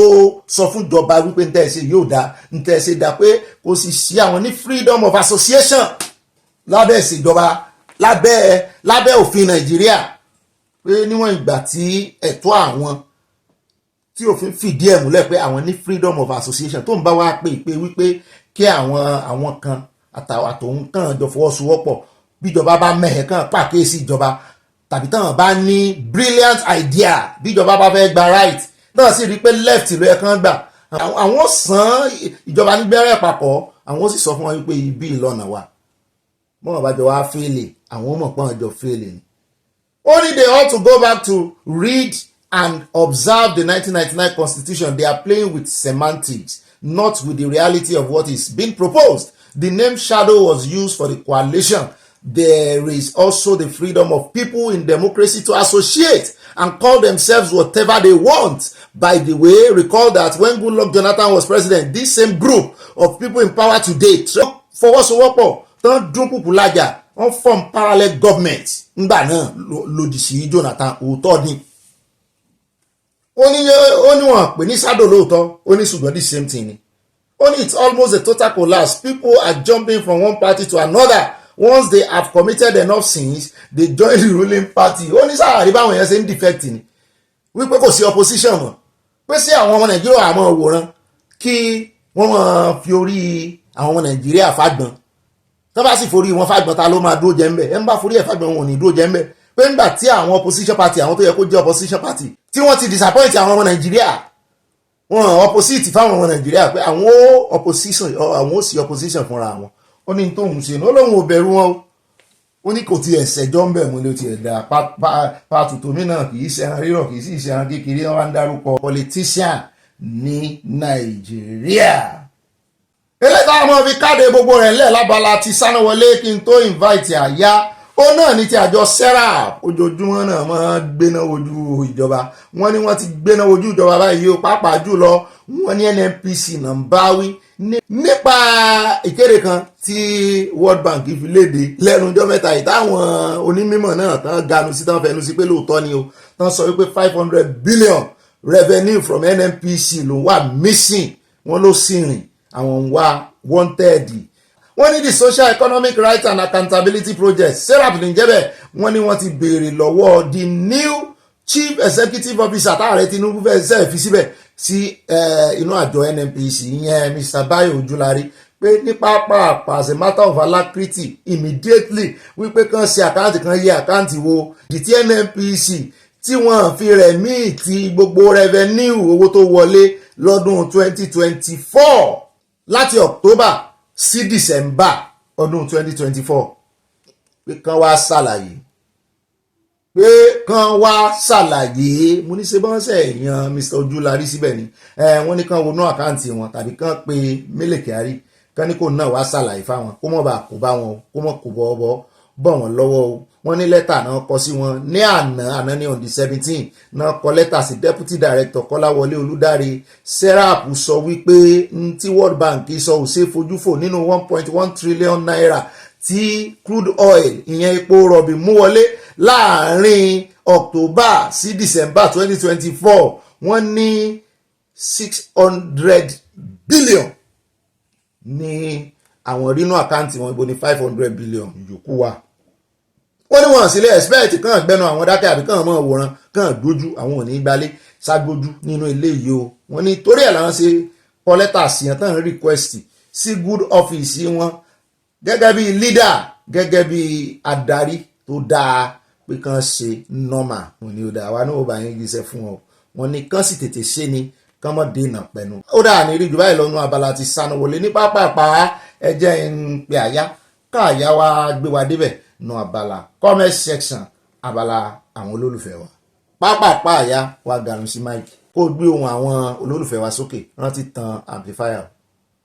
Ẹ káàbọ̀ sínú abala comment section abẹ́lẹ̀yìn olólùfẹ́ wa. Bàbá wa Ìmọ́lẹ̀ Àdínì láti bẹ̀rẹ̀. Wọ́n ní bàbá ń sá kiri ni. Wọ́n ní bàbá rìn kiri. Bàbá sáfẹ́ rìn gbogbo ayé tàn yẹn bàbá rẹ̀ Tinubu náà ń bá wí o. Wọ́n ní kí bàbá tó parí yẹn táàmù tán lò làbí kan tó parí gbogbo táàmù wọn. Wọ́n ní bàbá ń fò kiri ni. Ó dáa ẹ ṣé bàbá wa yóò dáa fún yín o. Wọ́n ní bàbá ti joyè láàrin ká. Wọ́n sì ní Ọlọ́run ò ní fún wọn sinmi. Bàbá mọ̀ ń sinmi. Bàbá mọ̀ ẹ rí bí bàbá ṣe ń sọ̀rọ̀ pẹ̀lú Aláàfin nínú kinní kan tó lọ Róòmù. Ẹ rí pé ohun o bàbá ní wọn ní Ọlọ́run ò ní fún wọn sinmi o. Torí látàbẹ̀ ìjọba wọn àìmọye ọmọ Nàìjíríà ní ò ní sinmi náà lójú oorun. Ẹ jẹ́ àdọ́dọ̀ ọmọ mi Miss Power. Wọ́n ní congratulations Opeyemi, success will always be every one of our children and grandchildren and great-grandchildren's portion in Jesus' mighty name. Amen. Wọ́n tẹ love sí a o. Mọ́ mi Bísí Mákànjúọlá wọ́n ní Ọ̀gbẹ́ni Bobby ẹ kú alẹ́ o. Òru ni wọ́n máa ń mú ọba wọn ní ìlú nísinsìnyí. When they are not entitled to the throne, they will continue to be misbehaving. Sorúkọ ọba tẹ́ ń bá wí. Bẹ́ẹ̀ náà ni at Ajibuwa Babatunde Johnson. Bá mi ní Ọpẹ́yẹmí Bright ó kú oríire o. Ẹ̀mí àágùn ní àlàáfíà ara mi ò àtẹ̀yìn náà àtàwọn ọmọ yín. At Ọmọlẹ́wà Adésọlá mọ́ mi ní Ọ̀gbẹ́ni Bobby tiwa nìkan yóò dáa fún ìmọ̀ mi gan tèmi nìkan ni. Wọ́n ní ẹ kú ètò Yorùbá Nation wa yìí o. Congratulations to Ọpẹ́yẹmí Bright. Kùndùsì tó Aláàfin for mentioning Yorùbá Nation. Yorùbá Nation no win back. Wọ́n tẹ lọ́ọ̀fù sí abẹ́ náà ni wọ́n kó nǹkan panu sí i. Bàbá mi Kẹ́hìndé Hùsẹ́ẹ̀nì Sàlímà ọmọ Ìwó Olódò Ọba ni ọmọ atẹ́nigbọ́lá ọmọ atẹ́nigbọ́rẹ́. Wọ́n ní ẹ kú iṣẹ́ takuntakun sáà ó bàbá mi Ọ̀gbẹ́ni Bobby àbọ̀ Ọlọ́run a máa bá wa gbé àti ẹbí àtàrà ẹ borí gbogbo àwọn ọ̀tá yín àmì ò àtẹ̀yìn náà ní agbára gbogbo àwọn alálẹ̀ ilẹ̀ Yorùbá pátápátá àṣẹ o. At Òkè ńlá Adédọ̀tun wọ́n ní kí lórúkọ ọba tàbí ìjòyè tó ń tọrọ owó fine bara lọ́wọ́ ìkan nínú àwọn villa official lórí staircase nígbà tí wọ́n ń sọ̀kalẹ̀. Ẹ tún àwòrán yẹn lọ wò dáadáa ẹ ò rí ibi tí man kan ti ń fún odidi ọba àbí ìjòyè yẹn ní owó. Ó gbẹnu tán o. Ọ̀gbẹ́ni Bobby ti ń tó mọ̀ wá nú ọkàn ẹlòmíín nú wọn nù o pé àwọn gbẹ envelope àwọn ó sì lè jọ rẹ̀ wọn o. Wọ́n lè jọ lọ school ṣùgbọ́n mi ò lọ tún wo ohun òṣàkíyèsí o yóò dà fún ẹ̀yin lẹ́gbẹ́ adébẹ̀. Bẹ́ẹ̀ náà ni ẹja adé ọ̀dọ̀ bá mi all star wọ́n ní ọ̀rẹ́ mi àtàtànù ẹ̀gbọ́n mi ní o bàbá mi ní o. Wọ́n ní èmi àti ìrẹ́ ní ọ̀rọ̀ ọ̀rẹ́ wa kẹta bọ̀dà Rásídì yé. Ó sọ pé kí Yorùbá yẹn fi ọmọ bọrí ṣùgbọ́n òun fẹ́ fi gbogbo Yorùbá àṣà àti ohun ìní wa bọrí fún Saudi. Ó ń tako gbogbo àṣà àti ìṣe wa. Oh my God, I don't think Yoruba would ever have a king that would say directly the yearnings of Yoruba without parabolating. Your best friend from Florida. Wọ́n parabolate lóòótọ́. Wọ́n parabolate. Bẹ́ẹ̀ náà ni ẹja lọ́rọ̀ mọ́ mi Ṣọlá Odùmọ̀ṣù ojú yín rè. Wọ́n ní àwọn orin ìbílẹ̀ tá a máa ń kọ ní primary school nìyẹn o. Ẹ mú mi rántí way back o. Ìbá mú mi rántí nù. Ẹja lọ́dọ̀ mọ́ mi Olive Òdèlé wọ́n ní Ọpẹ́yẹmí Bright ó kú oríire o. Wà pẹ́ fún Ọlọ́run á fún ọ ní ọgbọ́n ìmọ̀ àti òye tí ó fi ṣe ìjọba náà àṣẹ. Wọ́n tẹ lọ́ọ̀fù sí àwọn ojú kí sì ṣiṣẹ́ a. Bẹ́ẹ̀ náà ni wọ́n mú aṣọ wọn létí aṣọ wọ́n jó ijó ayọ̀. Mọ́ mi mòró mú bọ̀ ó yá ẹja ọ̀sán. Wọ́n ní Ọ̀gbẹ́ni Bobby mi tó tọ́ my darlington ibà benvenuto wọ́n tẹ lọ́ọ̀fù sí a yóò dá fún ìmọ̀ mi o. Ṣé ní fẹ́rẹ́ ń jogi ni kò gùn rárá. At Kudirat Ọláníyàn mọ́ mi ni yes Yorùbá nation. àti dọ́dọ̀ mọ́ mi Bọ́láńlé Adéníkẹ́ wọ́n ní òbí olúwa máa ràn yín lọ́wọ́ àmì o nígbà tí a wà ní Ìbàdàn mo rántí pé àwọn ẹ̀gbọ́n mi ń bọ̀ láti ibi tí wọ́n ti lọ ṣe àgùnbánirọ̀ ní 1968 sí 1970 gbogbo wọn ni wọ́n kó sínú iṣẹ́ ológun. mo gbọ́ pé wọ́n ti fagídí mú wọn rí láwọn tó ń ṣe NYSC nígbà kan Nàìjíríà pé wọ́n gbọ́dọ̀ mọ join iléeṣẹ́ ológun nígbà tí ogun abẹ́lé tó ṣẹlẹ̀ nígbà náà. bẹ́ẹ̀ náà ni at Clement Otokuefo wọ́n ní Bobby ìwò dáadáa ṣé ilé tuntun uncompleted building yìí ni òjò kápánu lọ they want the government to help them finish their houses. Me, I didn't believe these people. I just called your attention. I am Dele from Milwaukee, Wisconsin. èmi ò mọ̀ pé wọ́n bínú ìbò òjàgàrà lẹ́nu mi o. USA yọ̀ọ̀dà fún ibà mi o. àkéèsí tẹ́ pé wá sí iná ó mú yẹ̀sì dání o. bẹ́ẹ̀ náà ni mo gbọ́ pé ìjìjà rẹpẹtẹ gan-an ní USA lápá abìkan ń bẹ mo gbọ́ tó gbélé gan-an. bẹ́ẹ̀ náà ni ẹja dọ́dọ̀ Twilat Sparkle wọ́n ní Paul Mr. Bobby ẹ̀kọ́ ètò ọlọ́run a máa bá wa tó àmì ògo Yorùbá kò ní wọ omi o àṣẹ kò tiẹ̀ ní wọ̀ láṣẹ ọlọ́run. a túbọ̀ máa gbòòrò sí ni o wọ́n tẹ lọ́ọ̀fù sí àwọn kò nǹkan panu sí i wọ́n bú sẹ́rìn ayọ̀ at City B Vision wọ́n ní Ọ̀gbẹ́ni Bobby you said how others are making money. ọ̀pọ̀lọpọ̀ ordinary mortgage from form is 5 million. Tẹ́yìn bá máa gba fọ́ọ̀mù mọ́gàjì baálẹ̀ 3 million ṣé lóòótọ́ also sọ wọ́n gba fọ́ọ̀mù jẹ baálẹ̀ ni. and some palace that I know almost 20 people grant chieftaincy every week 100% sure with all I am saying ó dá yín lójú gbogbo àwọn tán fi joyè náà wọ́n ń rẹ̀mí ti owó some others making nothing less than 200 million monthly lọ́ba tán o. kí wàá níṣẹ́ wọn láàrin ìlú àti gbọ́ pé wọ́n ń pawó nísìn kí níṣẹ́ wọn gangan fún àwọn aráàlú wọn. at Twilat Sparkle wọ́n ní bẹ́ẹ̀ ni bí Yorùbá ṣe kí ara wa nìyẹn. Mọ́ọ̀mí Tina Parker wọ́n ní the Ọ̀yọ́ king was reading a prepared speech. bẹ́ẹ̀ ni when he visited Tinubu he sounded mechanical. body language ẹlẹ́rìí. why did they not start the meeting in Yorùbá kò yé mi náà o ṣùgbọ́n wọ́n ṣàṣọ Yorùbá ń bẹ at the end of the day wọ́n fi Yorùbá domi tó bẹ́ẹ̀ nígbà tán kọ́kọ́ dé Yorùbá ni wọ́n fi kíra wọn ṣé wọn pé national issue ni bí àtòrí ẹ̀ náà ṣe kọ́ náà ṣe lo English as lórí èdè tí Nàìjíríà ò ní náà ni ọba ò lè fi Yorùbá sọ̀rọ̀ kò lè fi ka script ẹ̀ torí ààrẹ tó rè bá kì í sáàrẹ Yorùbá nìkan ààrẹ gbogbo Nàìjíríà ni kì í sì ṣèdè Yorùbá ní official language torí ẹ̀ la ṣe ń jà fún tiwa. president gan ò tó bẹ́ẹ̀ tí yóò wá lo èbó tá a bá ní Yorùbá nìsan ṣé Trump lè ka script ní Italian àbí ńgbà tí PM wa ń bí Italian PM tó lọ síbẹ̀ ọmọbìnrin yẹn ẹ rí i pé wọ́n ń ṣe kínní ni wọ́n ń translate ẹ̀ fún ni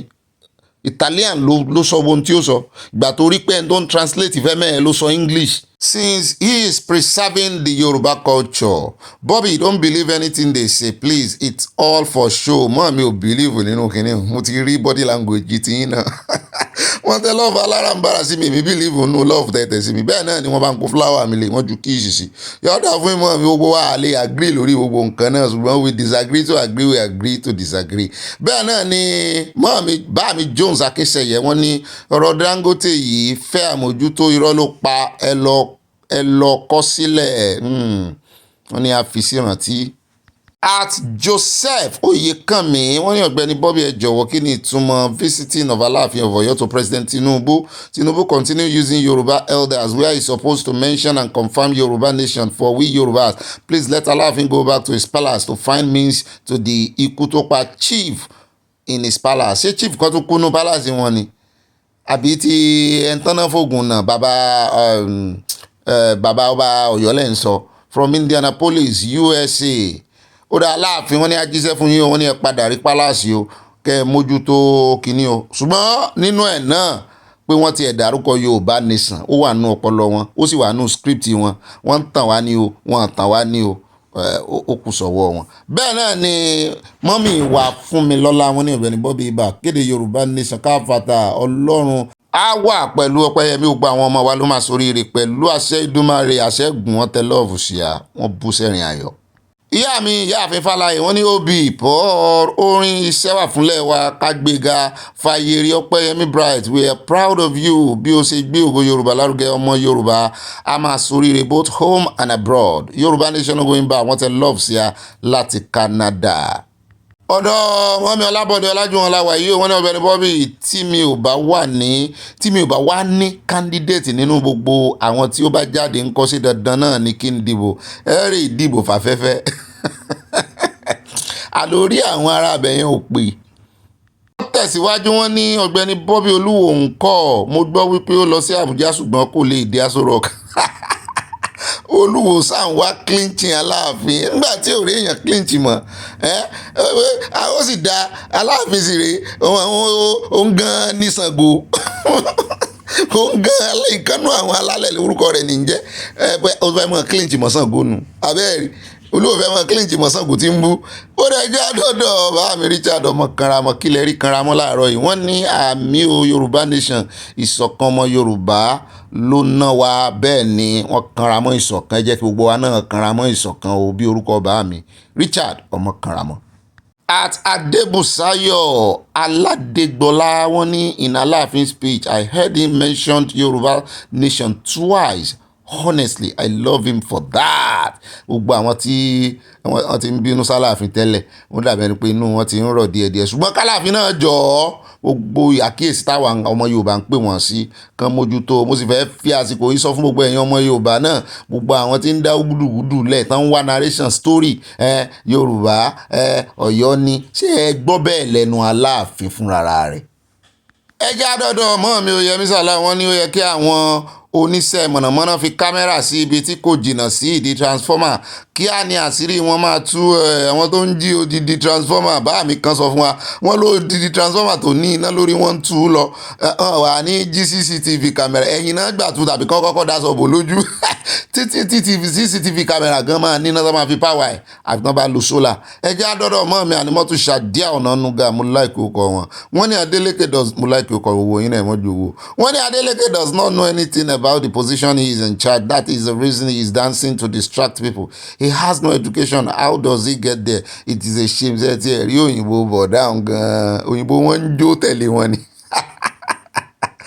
Lásìkò ní ká gba Yorùbá nation níbi tá a ti mọ̀ sọ Yorùbá wa jẹ́jẹ́.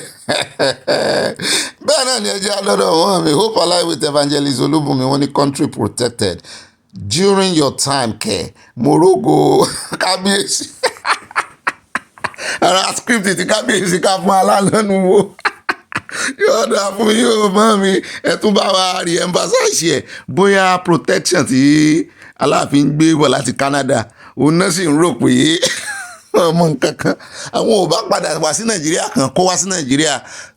tí ìsepọ̀ wá jọba Nàìjíríà wọ́n mọ̀ túmọ̀ protection tó ń sọ ìtumọ̀ security ẹ mọ̀ kàn wá àwọn wà protected. Experience wọn náà fi sọ̀rọ̀ ẹ jẹ́ àdọ́dọ̀ mọ́ mi Adétinú Ẹ̀nàjẹ̀dù wọ́n ní Ọ̀gbẹ́ni Bobby ẹ kú iṣẹ́ takuntakun tí ẹ̀ ń ṣe ọlọ́mọ ní Ọlọ́run ọba á fi iṣẹ́ yìn ẹ́ ní àṣẹ Èdùmàrè àmì o Jésù ẹsẹ̀ mọ́ mi o Yorùbá nation going back wọ́n tẹ love sí à wọ́n kó nǹkan panu lé. ọ̀dọ̀ màámi gangan ló kọ wọ́n ní ibà dá gbogbo ọpẹ́ padà sí ọ̀dọ̀ Ọlọ́run bẹ́ẹ̀ ni o àyà mo gba ìpè láti presidency wípé ààrẹ Tinubu yóò ṣe bàbá kẹ́ ẹ pẹ́ sí àyà ní Rome lẹ́yìn ayẹyẹ ti Pope abẹ́ẹ̀rì àyà jọ̀wọ́ bá wa sọ fún olódòdè wípé òmìnira wa Yorùbá nation ní kíákíá conduce to obi in fact Kòndúùsì náà nú ẹsẹ̀ wọn mi bẹ́ẹ̀ náà ni àti bàbá Fọlọ́runṣọ́ Tanímọ̀lá wọn ní Ọ̀gbẹ́ni Bobby àwọn olóṣèlú wa ìkà ni wọ́n nígbà tí gọ́vnà bá fẹ́ fipò sílẹ̀ lọ́dún 7 wọn yóò gba òṣìṣẹ́ rẹpẹtẹ kí ni gọ́vnà má lè rówó oṣù san ṣé n tán ṣe fún gómìnà oníjónù àbájọ wọn sì ní fowó gidi lẹ̀ sínú àpò òṣùrà ìjọba wọn ti kó wọ ẹ̀nà gbèsè sì lọ kọ́ngílátọ̀ wọ́n mọ bẹ̀bẹ̀ owó ni wọ́n jẹ gbèsè ilẹ̀ ẹ jẹ́ àdọ́dọ̀ mọ́ mi Ṣadé Ìbírónkẹ́ àwọn ní olórí Ṣadé lótò wọ́n ní Sir Bobby bàbá ìròyìn ayọ̀ ẹ kú iṣẹ́ takuntakun kí àánú Olúwa máa bá yín gbé wa mí àtẹ̀yìn náà àwa ọmọ Yorùbá àtàtà gbé Kúndùsì fún ọba Aláàfin Ọwọ́ Adé Abímbọ́lá fún Yorùbá nation tí wọ́n fi ẹnu bà èyí fi hàn pé ọmọ ọkọ ní Aláàfin Ọ̀yọ́ pé wọ́n yàtọ̀ sí àwọn ọba kò sọ́bọ̀ máa lè mọ̀dí àlọ́bẹ̀ tí wọ́n fi ọwọ́ òsì júwe ilé bàbá wọn. Àwọn kan wà lóòótọ́ tán fọwọ́ òsì júwe ilé ṣùgbọ́n kò yẹ ká mọ̀jà sọ báyìí kó mọ̀ di pé bóyá ẹ mọ̀ pé jà wà nílẹ̀ tẹ́lẹ̀. Yorùbá nation no going back ayé ẹ̀kú ìgbáradì fún rally o. Ire o wọn tẹ lọ́ọ̀bù sí àwọn kò nǹkan panu sí bẹ́ẹ̀ ni ó dá ẹjẹ́ kúkú bá yín yànnà náà dáadáa kó lè yé wa kán mọ̀ rọpò ọba kan lẹ̀ ń bá wí. Ẹ wo orú ọba tó gbàyàn létí nífọ̀ lọ́jọ́ sí ẹni mo mọ̀ divert mi divert nǹkan kan mi ò fẹ́ kó dìjà ni torí wọ́n bá dárúkọ Aláàfin ní ìsìn àwọn èèyàn ti mọ ọba kejì tí ó ṣeé ṣe kán mọ káwọn èèyàn míì mọ̀ bá wí nínú ọ̀rọ̀ wọn nítorí ẹ mọ̀ jẹ́ síbẹ̀ ẹ jẹ́ ká dúpẹ́ lọ́wọ́ ẹni tó ti ẹ̀ rántí tó wo ibi tá a wà tó dákọ̀ Yorùbá nìsan torí àwọn kan láwọn ò rí mí nínú tó sọ kò sí kinní kan lóòótọ́ script wọn náà ó jálura wọn ṣùgbọ́n èyí tí ó kan àwa làwa mú nú ọ̀rọ̀ wọn n tó sì mú lákìkanjú rẹ̀ dárúkọ Yorùbá tó sì mọ̀ pé òun lọ sọ́dọ̀ Olódòdẹ gbogbo Nàìjíríà ni ó fẹ́ wo òun ni ó fẹ́ gbọ́rọ̀ ẹnu òun ọba mélòó ló ti lọ ọbẹ̀ tó ti dákọ̀ Yorùbá nìsan. ẹ já dọ́dọ̀ mọ́ mi Victoria sọ́yọ̀ Ọláìkó ṣé mo gbà Ọ̀gbẹ́ni Bobby ènìyàn mi pàtàkì mọ́ mi ẹ pàtàkì sẹ́mi gan ǹjẹ́ ẹ jẹ́ mọ̀ wípé wọ́n ń gbé odidi mọ́ mi tó já wa sí ọ̀rọ̀ yẹn rèé o wọ́n ní ǹjẹ́ ẹ jẹ́ mọ̀ wípé wọ́n ń gbé odidi transformer àdúgbò lọ bí iná tilẹ̀ wà lórí rẹ̀ ó lè wọ́n gbóná. ìyàwó Stella Odele wọ́n ní Ọ̀gbẹ́ni Bobby ẹ ti sọ ọ̀rọ̀ yìí pé àwọn ènìyàn mi ń ṣègbè torí wọn kò ní ìmọ̀ ẹ jọ̀ọ́ mo bẹ̀ yín ẹ̀yin obìnrin 45 years upward ẹ ní foresight tó bá di ọ̀rọ̀ ọlọ́kùnrin dé. wọ́n ní kán wojú ilẹ̀ wò kan tó tẹ̀bẹ̀ kán mọ́ ṣubú lẹ́lẹ́kejì ire o wọ́n tẹ lọ́ọ̀fù sí àwùtọ́ ọ̀rọ̀ lẹ́sọ̀ o. bá mi orí ìsorí ọlá wọn ní ìbáṣojú abẹ ní kò àpòrí agbádá olómi búlù nínú ẹntọrẹjì Aláàfin o ṣe ló lọ dúró de Aláàfin ní palace kí wọ́n tó dé o attachment lárí o from Ìwó congratulations to the youngest mayor Oríọlá Oris from Dallas Texas ṣe pé ó lọ pàdé Aláàfin ní ààfin ni wọ́n jọ wáyà picture òun sì wá lọ kọ́ bẹ̀ pé Àbújá ṣùgbọ́n ẹjẹ́ àmọ́ retí bóyá òun náà kò picture tàbújá àti ẹ̀jáde bóyá ó dárìn lọ ó lọ kí Olódòdẹ fúnra rẹ̀ ni. ẹjẹ́ àdọ́dọ̀ mọ́ mi Hope Alive with Evangelist Olúbùnmi wọ́n ní orin Fẹlá ló bá dé ibà orin wọ́n tẹ lọ́ọ̀fù sí a. at adé agbo Àrẹ̀mú wọ́n ní ọmọ Ṣómólú ní Ọ̀gbẹ́ni Bobby yìí o abẹ́ẹ̀ rí nǹkan mo ṣe díẹ̀ ní Bàrígà gangan ṣùgbọ́n sẹ́yìn mọ̀ pé ẹ̀ ń bá ti jọmọ Bàrígà náà díẹ̀ náà ni ó fi yàtọ̀ sọmọ Ṣómólú. at Olúfúnmikẹ́ Ayọ̀rìndé wọ́n ní congratulations to her and you make us proud more in the midst of white people more progress Obi Yorùbá nation ogoyinba wọ́n tẹ love sí àwọn kò nǹkan panu sí bẹ́ẹ̀ náà ni wọ́n bú sẹ́rìn ayọ̀.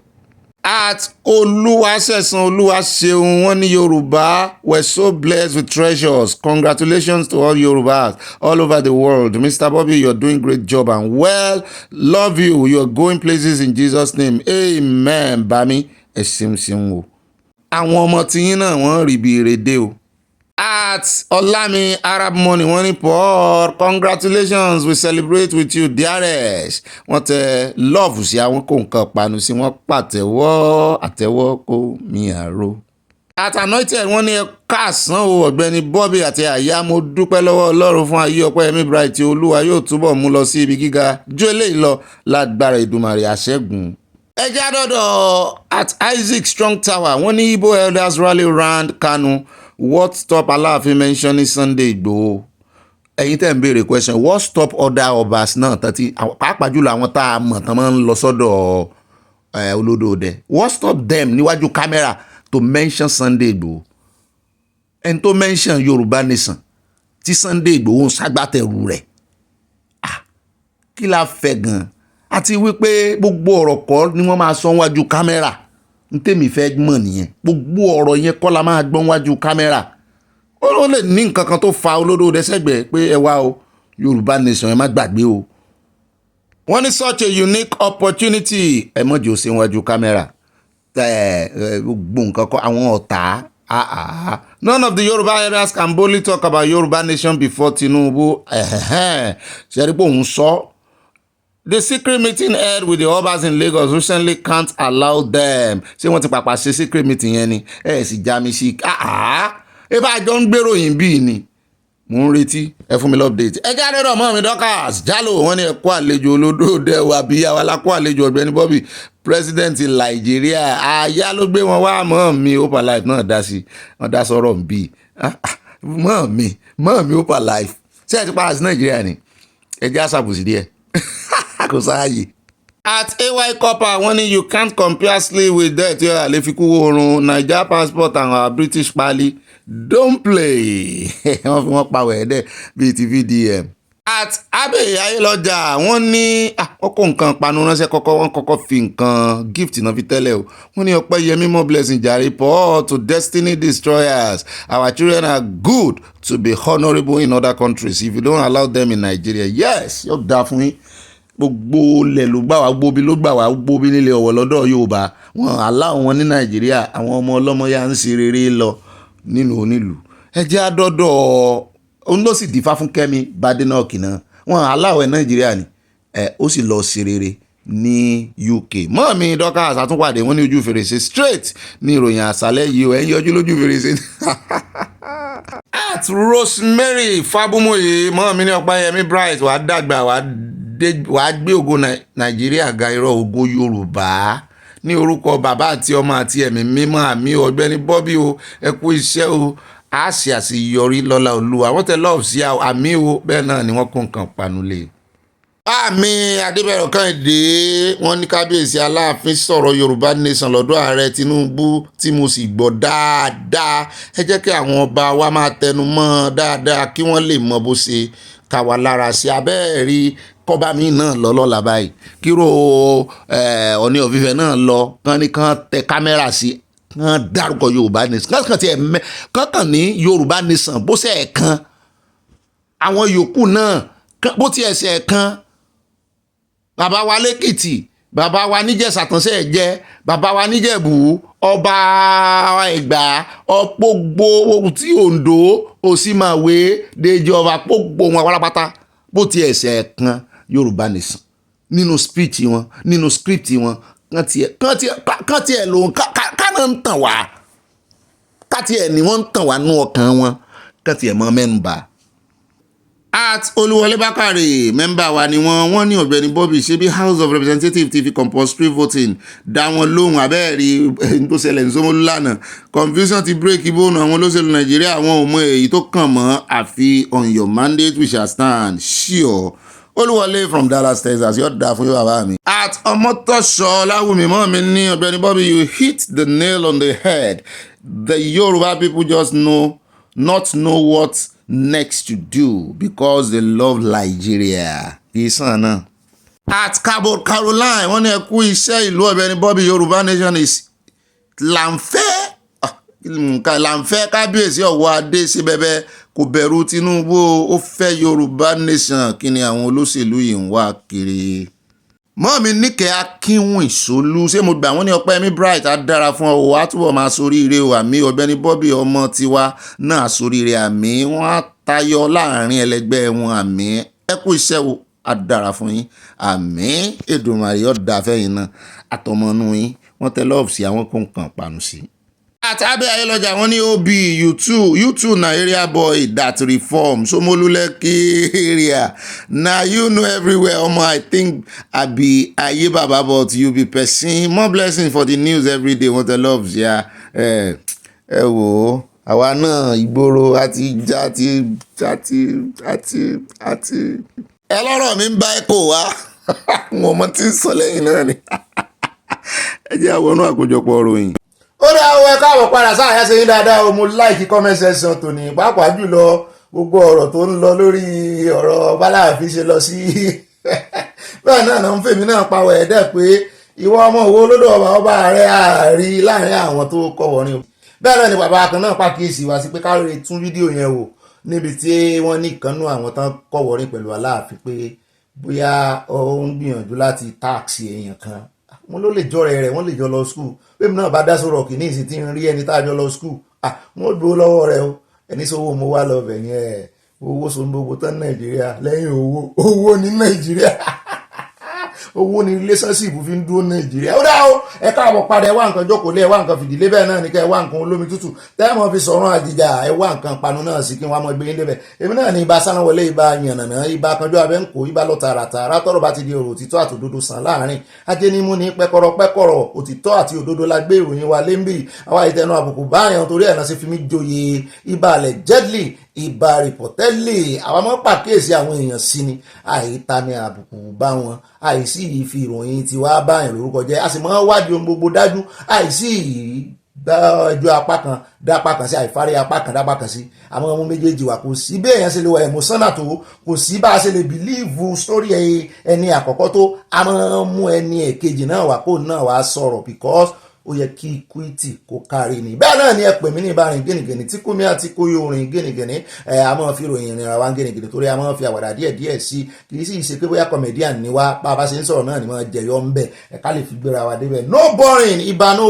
ibà múlùdùn ibà fayọ̀ pọ́ọ̀tì ayọ̀ mi kún èmi náà ní ibà ọ̀pàpà parada nínú abala comment section àṣẹ parada náà ni mo tún ti sí ìjẹ́ aṣọ àyà parada lórí ọ̀gá rẹ̀ náà parada ó dà èmi náà ní ibà ọ̀pá kọ́kọ́ àwọn òpékè ọkọ̀ àwọn 16 ọba ń fò tẹ́lẹ̀ ẹ bá ń fi òǹtẹ̀lù pé ibà kéde fún Yorùbá ní sàkáfàtà ó yà jẹ́ àwọn ọmọ ẹgbẹ́ yín débẹ̀ nǹkan kan ìjèjì Ọlọ́run lójú orí bẹ́ẹ̀ alákọ̀ọ́kọ́ ń bẹ̀ ẹjẹ́ adé ọ̀dọ́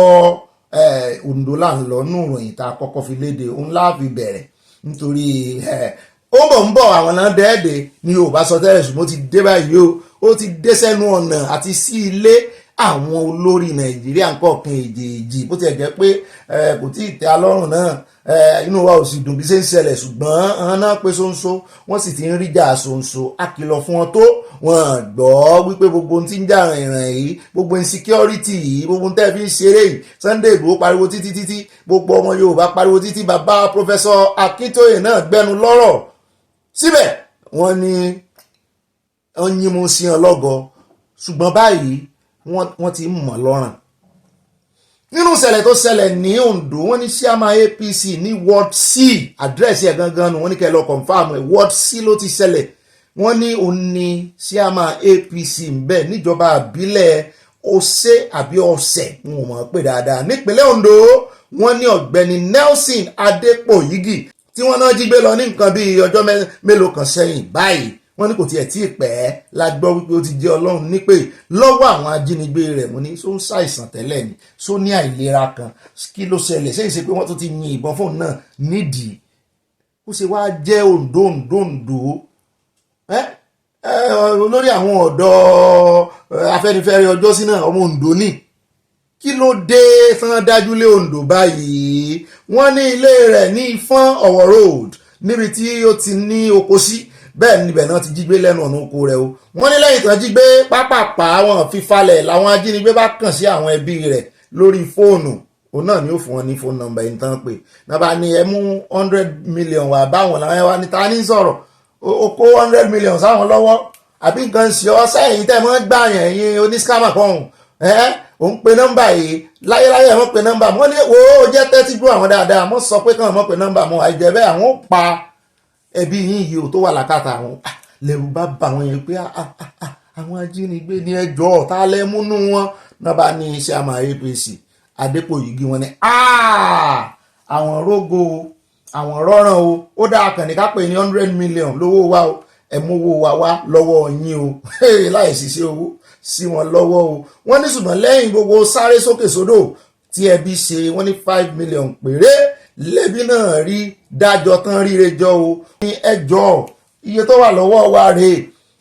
ní 100 million wọ́n pè wọ́n padà náà yẹn bá ní ó dá ẹ pàdé wa ní koríta àbí báyìí àmọ́ dúró dé yìí bó bá sì wù yín kẹ́ ẹ kọ́lọ́pàá dání bó bá wù yín kẹ́ ẹ mú fóònù dání tí yín bá yín nù nàbà ní rárá àwa méjìlá ń bọ̀ kí ló kọ yín identity yín kọ ẹ sẹ́ndì ojú yín sí a látòrí WhatsApp kárí yín dáadáa ká lè mọ̀ pé yín lẹ̀ ń bọ̀ wọ́n ṣàṣe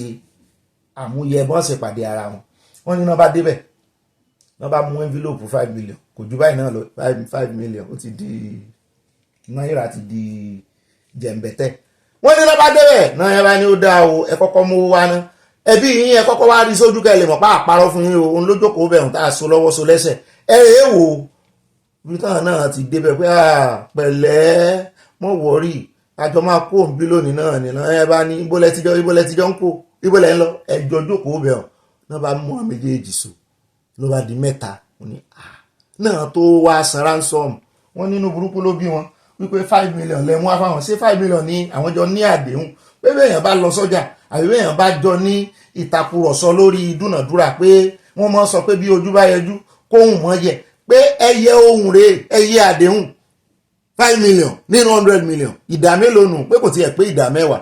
bẹ́ẹ̀ bá lọ sọ́ọ̀sì ẹ̀ kì í ṣẹ̀dá mẹ́wàá sí ìdá márùn-ún wá ní tàwọn wọn náà bá bínú náà bá mọ́ àwọn méjèèjì so náà bá ń fìyà jẹ wọ́n wípé ó yá ẹ̀yin náà mú fóònù nọ́mbà yín wọ́n sì ní volunteer làwọn tó lọ kì í ṣe pé bóyá bí tó súnmọ́ wọn àwọn èèyàn ládùúgbò mo ní ẹsì volunteer ṣe àwọn ẹbí àwọn èèyàn náà ti máa pariwo lé wọn lórí pé ta ló rán yín lọ ẹni gbójú ẹni gbóyà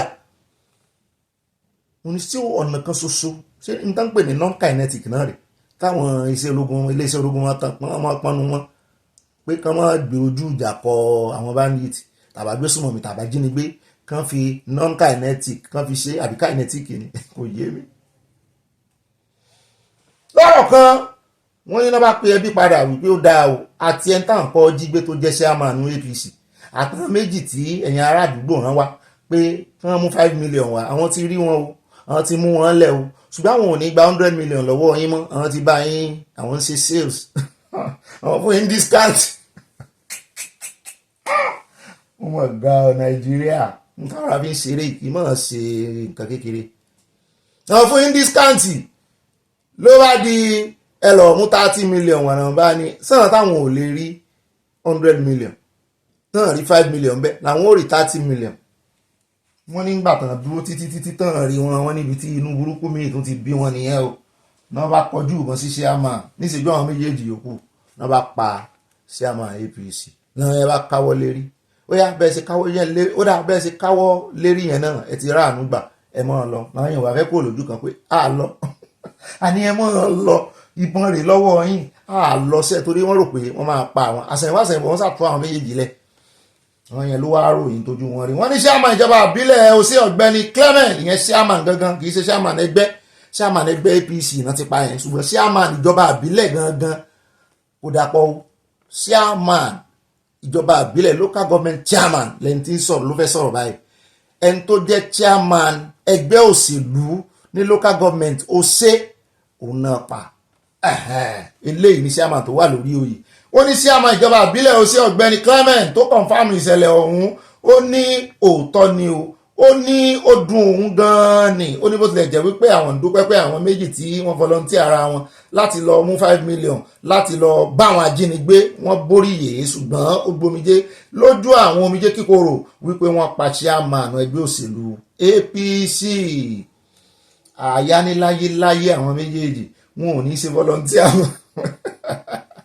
wọn láwọn ẹbí wọn gan ó ti blame wọn pé ta ló ràn yín iṣẹ́ ṣùgbọ́n wọ́n náà fi àbúrò kú hàn wọ́n ní ọjọ́ díẹ̀ sẹ́yìn kí ìṣẹ̀lẹ̀ burúkú yìí tó ṣẹlẹ̀ wọ́n ní ẹnìkan lágbègbè ọ̀hún wọ́n lòun náà mórí bọ́ nárólì lọ́lọ́run ló yọ níbi tó ti ń páàkì ọ̀kadà rẹ̀ lẹ́bàá ọ̀nà wọ́n níbẹ̀ ni àwọn ajínigbé ti ya bò tán fi ìbọn sí lórí ṣùgbọ́n òun tètè fura pánsá òfura pánsá jáàjà òfura àjàjìn onílé tí ò bá fura olè ní oko wọ́n ní ó sàbọ̀ mọ́ wọn lọ́wọ́ o gbà tí wọ́n rí pé àṣírí àwọn fẹ́ tú náà dù náà sálọ ó ní ó ti wá jẹ́ ohun ìbànújẹ́ ọkàn wípé bọ́n bá páàkì sẹ́nu ọ̀nà ilé rẹ̀ wọ́n dẹ́bù rẹ̀ lójú títì wọ́n dẹ́bù rẹ̀ lẹ́nu ọ̀nà wípé n tó ń ṣẹlẹ̀ ní ìjọba ìbílẹ̀ òun ní ìsìn èrè mo ní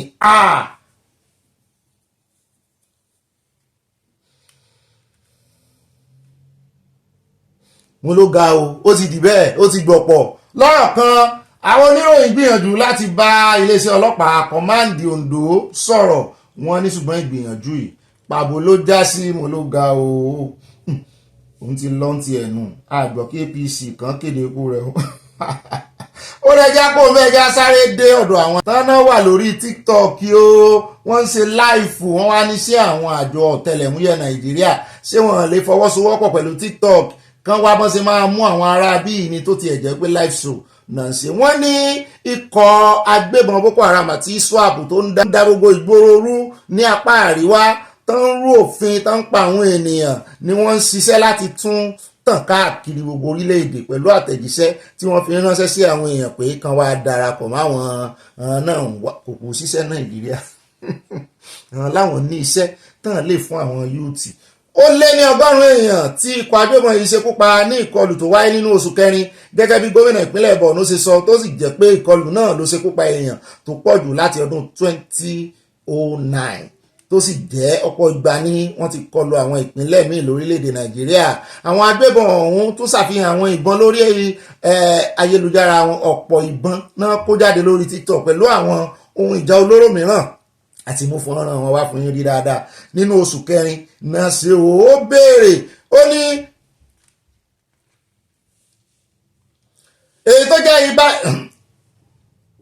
èyí tó jẹ́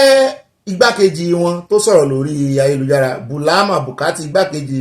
ààrẹ ẹgbẹ́ Bridgeway ní Texas,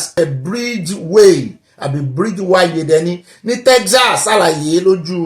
òpó ayélujára X rẹ̀. Ó ní báyìí àwọn agbébọn Boko Haram ti ń ṣe fọ́nrán síta lójú òpó X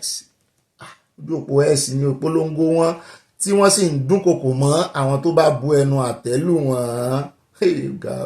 Bulama ní ọmọ ikọ̀ agbébọn Boko Haram ti fi ìgbà kan dúnkokò mọ́ òun nínú fọ́nrán kan tí wọ́n yọ kúrò nítorí ó bu ẹnu àtẹ́ lu iṣẹ́ àwọn. Bó tilẹ̀ jẹ́ wípé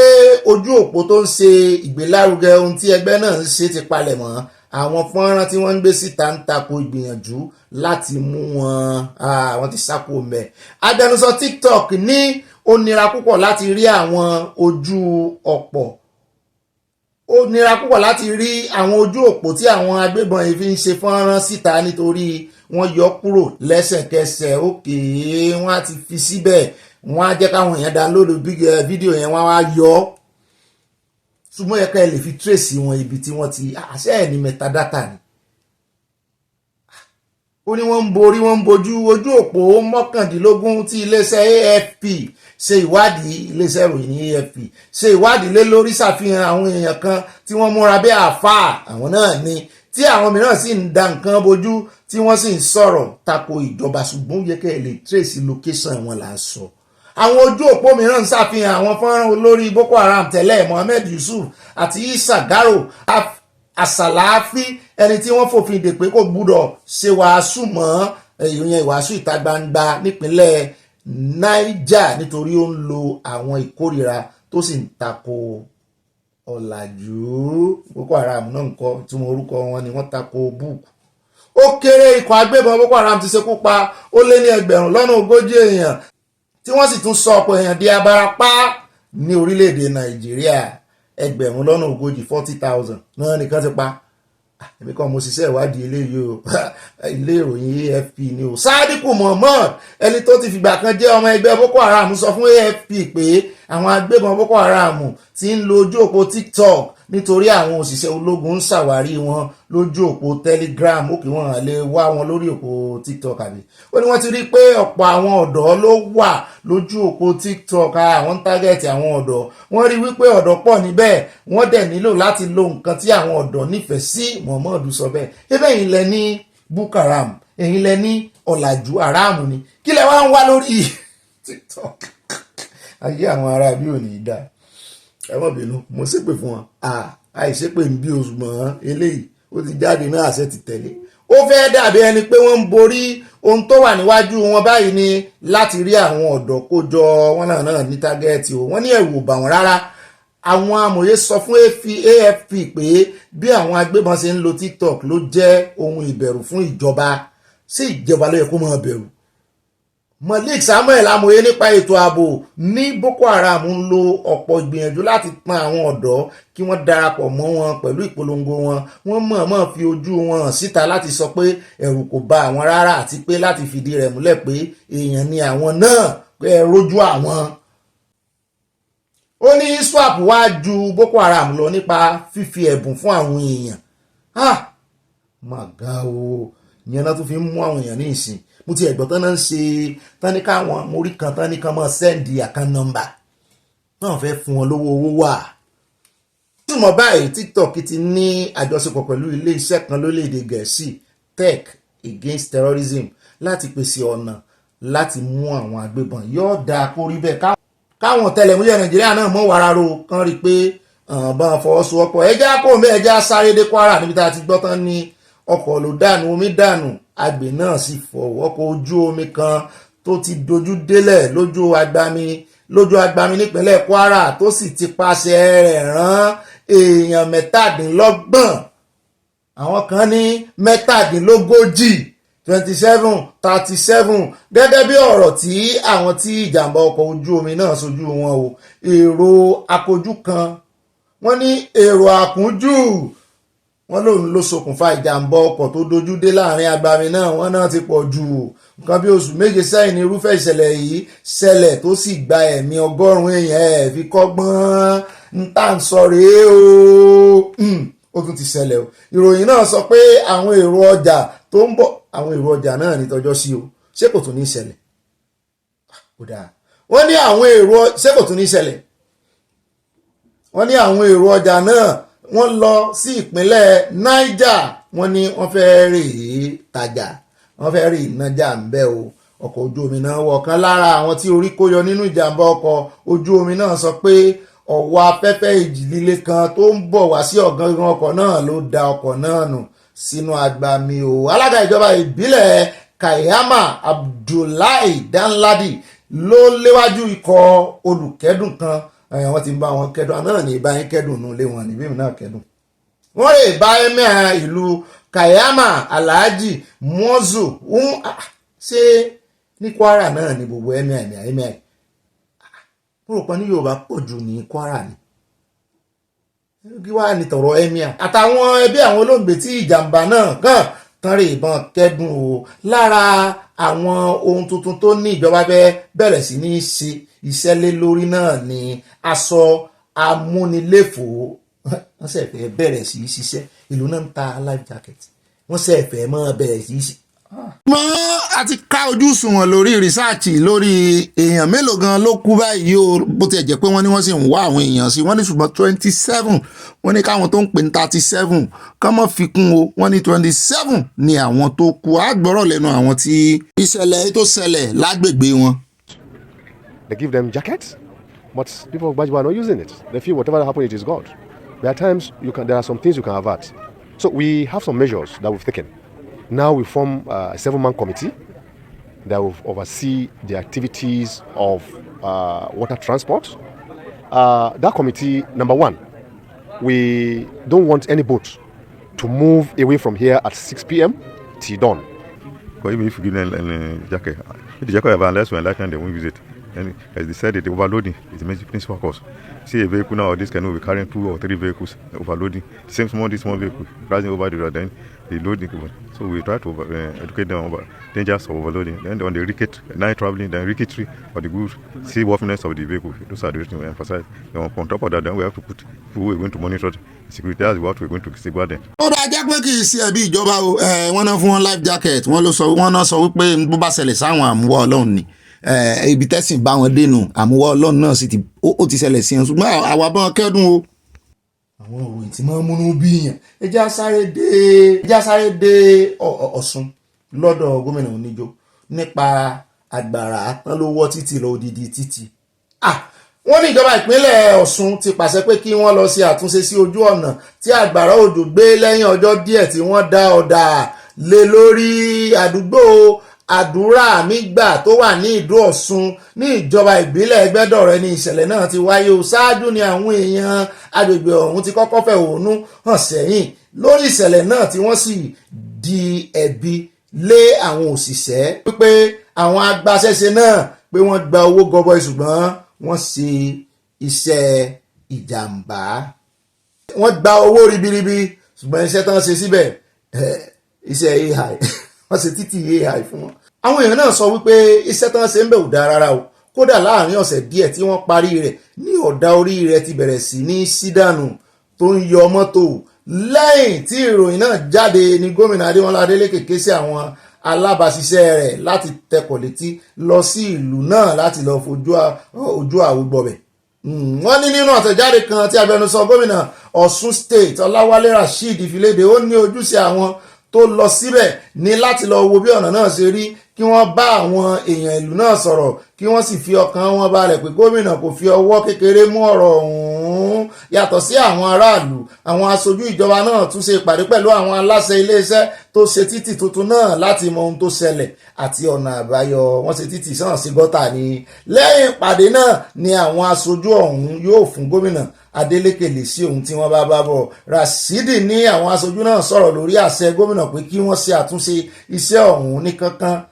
pàápàá ní ọ̀nà tó bójúmu. Ní àìmọye títì tán ṣe lórí pépà tí ò dé orí kìíní AI náà wọ́n pẹ̀lú títì bẹ̀rẹ̀ AI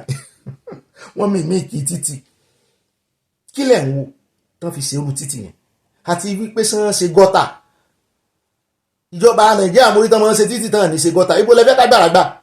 àgbàrá burú kì í sọ̀rọ̀ pé wọ́n ṣe títì dáadáa ń gbà míì.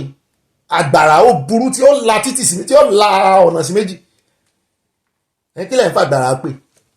ìmọ̀ máa ń rìn ní ìmọ̀ máa ń wọ ni ó sì máa ń ní force. Ó dáa force àgbàrá ju tatẹ́gùn lọ ń gbà míì o. ẹ wá wo mọ̀ bá di ó yá ekis ó yá.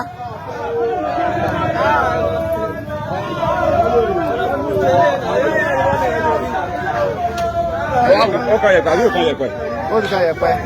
Òní wọ́n yẹ̀ mọ́ tó lé. Ó dábàá o. Ẹ dídí. Ó ti dá. Ìjọba lè lè báyìí.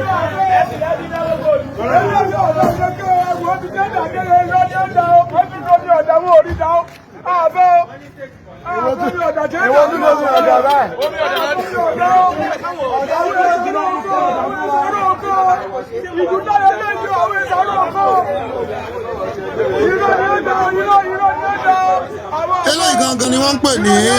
inclusiveness nínú ìṣèjọba. Káwọn aráàlú náà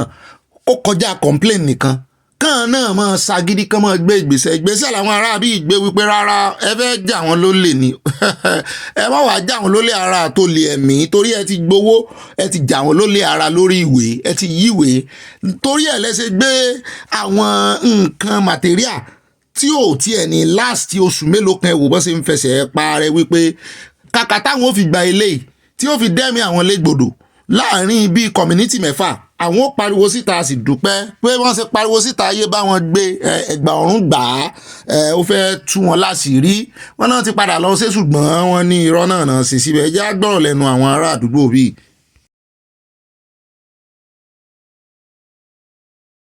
The quality of this road is poor. They started the work on Wednesday and Thursday, but the rain that fell yesterday washed almost the asphalt they put on the road. But they came to repair the road yesterday because they know that we are coming today to protest against the poor work that they are doing here. Before they started this work, we know that the road is not going to be constructed well. So we sent a letter to Mr. Governor to come and check the road. I think around February, my governor came and he promised us that they are going to do the drainage and they are going to do stone base. But to our surprise, when they started working this week, we just noticed that bring them to accountability lójú ẹsẹ̀ ẹ má jẹ́ kán parí ẹ̀ oṣù mẹ́fà kó wá gbogbo asphalt tán dàlé lórí ti wá sàn dànù kẹsẹ̀ wàá mọ̀ sọ̀rọ̀ wípé wọ́n ti gbà yín wọ́n ń gbà yín ni o tí wọ́n ju yàwó lọ bẹ́ẹ̀ bá lè rí i pé wọ́n fẹ́ wá gbà yín ni tẹ́ ẹ bá ti di tíjọba rán wọn ń ṣẹ́ wọ́n ti gba owó ribiribi ẹ mọ́ pariwo sókè o mo láìkẹ́ àwọn ará àdúgbò yìí. The people doing construction, I told them it was spade they were using. Even the man was saying, okay, this place, okay, go and bring spade immediately. Looking at the quality of this road, compare with the quality of road being constructed by the present administration, this is not Governor Adeleke project, I know. So something must be done. From my belief, I think they're supposed to use water to just flood the road, but they are using water. And they are using water to prime the road as well. So we told them, we said we should go and get the digger and destroy the road if you are not satisfied with what they are doing. So we are pleading to Mr. Governor to come to our way to come and check the work. Ṣé bí gómìnà sì ń bọ̀ wá lọ́ọ̀ṣì ẹ̀ létà ṣé tó bá wá débẹ̀ títí ti wọ́ lọ wọ́n mọ̀ wá títì kiri títì ti relocate ara ẹ̀ títì ti jápa àwọn AI títì tàn ṣe kiri fún ẹ ṣe bẹ́ẹ̀ ṣe pariwo ta o.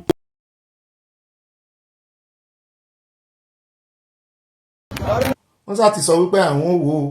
àwọn ò sì jẹyìn lábẹ́já kó bẹ́ẹ̀ já sáré dé Ọ̀yọ́ o níbi tí bọ̀dá Ṣèyí Tinubu kọ Ṣèyí Mákindé tán ti gbóhùn sókè ìdí tí àwọn ti fẹ́ ṣe àtúnṣe òfin tó fi ààyè gba Aláàfin láti jẹ́ alága àti olórí àwọn ọba lọ́yọ̀ọ́ pẹ̀lú bí awuyewuye ṣe ń wáyé lórí àtúntò ìgbìmọ̀ lọ́balọ́ba nípínlẹ̀ Ọ̀yọ́. Gómìnà ìpínlẹ̀ Ọ̀yọ́ onímọ̀-ẹ̀rọ Ṣèyí Mákindé ti ṣàlàyé ìdí tí àtúntò ṣe fẹ́ wáyé nínú ọ̀rọ̀ tó sọ níbi ayẹyẹ àṣekágbá àjọ̀dún àṣà nípínlẹ̀ Ọ̀yọ́ èyí tó wáyé ní ìlú Ìbàdàn lọ́jọ́ Sátidé. Gómìnà Mákindé ṣàlàyé pé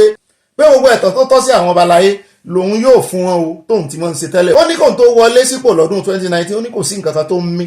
lára ìgbìmọ̀ lọ́balọ́ba nípínlẹ̀ Ọ̀yọ́. Ó ní òun lòun sọ́jí lòun sòkú rẹ̀ dálàyé pẹ̀lú bí àwọn lọ́balọ́ba ìpínlẹ̀ náà wọ́n ṣe sọ àjọṣepọ̀ láàrin wọn di kóńkó jábélé. Kálukú lómi ṣe tirẹ̀ mú lórin Sànní Adélẹ̀ ńdọ́gbọ́n ọkọ̀ wọn níbẹ̀ ni káwa ṣe tàwa kẹ́yìn ṣe tẹ̀yìn wọn ní oníkálukú ń ṣe tiẹ̀ ni. Àgbà tó ń débẹ̀ lòun sa ìgbìmọ̀ jọ padà wípé irọ́ kò gbọdọ̀ mọ rí báyìí. Ó wá fi kún pé àwọn ọba aláyé yóò bẹ̀rẹ̀ sí rí ẹ̀tọ́ wọn gbogbo gbà ní kété tí wọ́n bá ti ṣe ìfilọ́lẹ̀ ìgbìmọ̀ lọ́balọ́ba náà. Mo ní ṣé kò sí ìgbìmọ̀ lọ́balọ́ba tẹ́lẹ̀ ni. Wọ́n ní àwọn èèyàn tí wá ń bi mí pé kí gan ló ń ṣẹlẹ̀ pẹ̀lú ọ̀rọ̀ ìgbìmọ̀ lọ́balọ́ba nípínlẹ̀ Ọ̀yọ́ ṣùgbọ́n mo ṣàlàyé pé kò sí ìgbìmọ̀ kankan nígbà tí mo dé ipò. Àwọn èèyàn sì sọ pé ìgbìmọ̀ wà pé wọ́n máa ń rotate ẹ̀. Olórí ilé aṣòfin wà níbí wọn kò lè gbé ìgbìmọ̀ kankan kalẹ̀. Ní kété tí wọ́n bá ti ṣe ìfilọ́lẹ̀ ìgbìmọ̀ yìí ẹ̀tọ́ àwọn ọba aláyé yóò máa tẹ̀ wọ́n lọ́wọ́ lóòrèkóòrè. Ṣé pé àwọn ọba aláyé ò rí nǹkan ganu sí ní Ọ̀yọ́? Ó lóun ti pàṣẹ fún àwọn alága kánsù ní Ìbàdàn láti ra ọkọ̀ tó jọjú fún Olúbàdàn. Gómìnà Mákindé ló sọ bẹ́ẹ̀ látijọ́ ìyẹ́ tí ìra ọkọ̀ fún bàbá. Nínú ìtẹ̀síwájú rẹ̀ gómìnà Mákindé fi kún pé gẹ́gẹ́ bí ara ìmúṣẹ ìpinnu fífi ẹ̀tọ́ àwọn ọba aláyé lé wọn lọ́wọ́ òun ti pàṣẹ fún àwọn ìjọba ìbílẹ̀ 11 tó wà ní ìlú Ìbàdàn láti parapọ̀ ra àwọn ọkọ̀ tó jọjú fún kábíyèsí Olúbàdàn nílùú Ìbàdàn ọba Owólabí Ọlákùlẹ́yìn. Irú ẹ̀ ló fẹ́ ṣẹlẹ̀ ní Kánò tí wọ́n sọ fún àwọn chairman alága àbílẹ̀ pé kán ra ọkọ̀ fún emir ìyẹn Sanusi táwọn yẹn ké gbàjarè síta wípé wọ́n ń tàxì àwọn. Tẹ́ bá mọ iye ọkọ̀ tán nìkan lọ rà àwa mọ̀ bóyá wọ́n sọ iye ọkọ̀ tán rà irú ọkọ̀ tán rà iye tó bá dé bóyá yóò ní bulletproof fún bàbá Olúbàdàn. Gbogbo ẹ̀yin Ìbàdàn ẹ bá gbọ́mọ òkè Ìbàdàn àgbẹ̀ wa. Let me say thank you for supporting your government, and I thank the Central Council of Ibadan Indigenes for recognizing my brother and colleague. I only have one thing to say today, which people can take home. People have been asking me what is happening to the Oyo State Council of Traditional Rulers. And I said, there's no council before I came in. As a matter of fact, since 2011, there's no council. The speaker is here. They're putting together the council. And they've also been asking me, why have you not given a vehicle to Olúbàdàn of Ibadan land? Or vehicles befitting his status? Okay. I've sent a message to the 11 local governments in Ibadan land, and I said they must provide befitting fleet of vehicles for the Olúbàdàn of Ibadan land. And I said they must do it before the end of this month. And they will do it. Surely. But once they put together the council of Obas and chiefs in Oyo State, then the state will give what is due to all the traditional rulers in Oyo State. Ojuwa tó ṣe eléyìí á ṣe tẹ̀mí o. Òkè Ìbàdàn gbé wọ́n.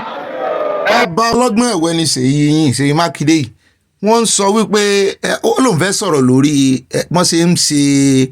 ọ̀rọ̀ àwọn ọlọ́bàdé lọ́yọ̀ọ́ ó wá yí sí ọ̀rọ̀ Ìbàdàn ọba Ìbàdàn kanṣu táìmù yìí náà ló ṣe wà rántí pé ó tí ì ra mọ́tò fún Olúbàdàn àtàwọn ará Ìbàdàn ló sì ń bínú wípé ó lè fi Aláàfin jẹ kínní lórí àwọn ó wá yí sórí ọ̀rọ̀ mọ́tò wọ́n sá ti pàtẹ́wọ́ wọ́n ti gba mọ́tò dípò nǹkan béèrè fún wọn ó ti fi mọ́tò yẹn politician. Kódà bó ṣe ń ṣe nù bá a ṣe ń ṣe ń bì ìwọ bòmíì ní ẹjẹ́ kó ń bẹ́ o nínú ìròyìn tí ó mọ̀ tẹ̀lé ní ìsìn ẹjẹ́ wọ stúdíò lọ kádọ́dọ̀ agbẹjọ́rò tíẹ̀tíẹ̀ níbi tó ti ganu sí máìkì lórí ọ̀rọ̀ àwọn tí wọ́n fẹ́ máa fi ọ̀pá pọ̀lọ̀pọ̀lọ̀ bọ àwọn ọmọ nàìjíríà àwọn aṣòfin wọn tán ní bẹ́ẹ̀ bá dìbò àwọn ò gbé yín sẹ́wọ̀n ní tàbí kẹsàn fáìní 100,000 lọ́ọ̀yà tíẹ̀tíẹ̀ àtàwọn abẹnugan ọmọ nàìjíríà kan ti gbóhùn sókè lórí àpárá táwọn ẹlẹ́gbẹ̀mọ aṣòfin ń dá ó lápárá ni lórí fífi ipá mú àwọn ọmọ nàìjíríà láti dìbò wọ́n ní eléyìí yóò mú òye ọ̀rọ̀ yìí yóò mú fẹ̀ lójú sí i àti wípé agbẹjọ́rò yìí yóò ṣàlàyé ọ̀rọ̀ bí àwọn ọmọ nàìjíríà bí ẹ̀tọ́ wọn ṣe wà nínú òfin bí n tí àwọn aṣòfin sì ń gbèrò bó ṣe ń tẹ ẹ̀tọ́ wọn lójúmọ́lẹ̀ pé wọ́n tẹ ẹ̀tọ́ wọn lójúmọ́lẹ̀ tán bá ṣe irú òfin bẹ́ẹ̀ jẹ́ agbọ́rọ̀ lẹ́nu wọn ẹ bá ń tẹ̀sí ilé agbára pápápá. It is high time that Nigerians are obliged to vote because by doing so I feel Nigerians would take more caution in whom they decide to vote for. Because if it's compulsory, then not voting will now be perhaps criminal, and they can be, tried and charged. So many persons don't vote these days. I asked some persons, why didn't you vote? They said they didn't vote for anybody because even though they voted, their candidate will not win.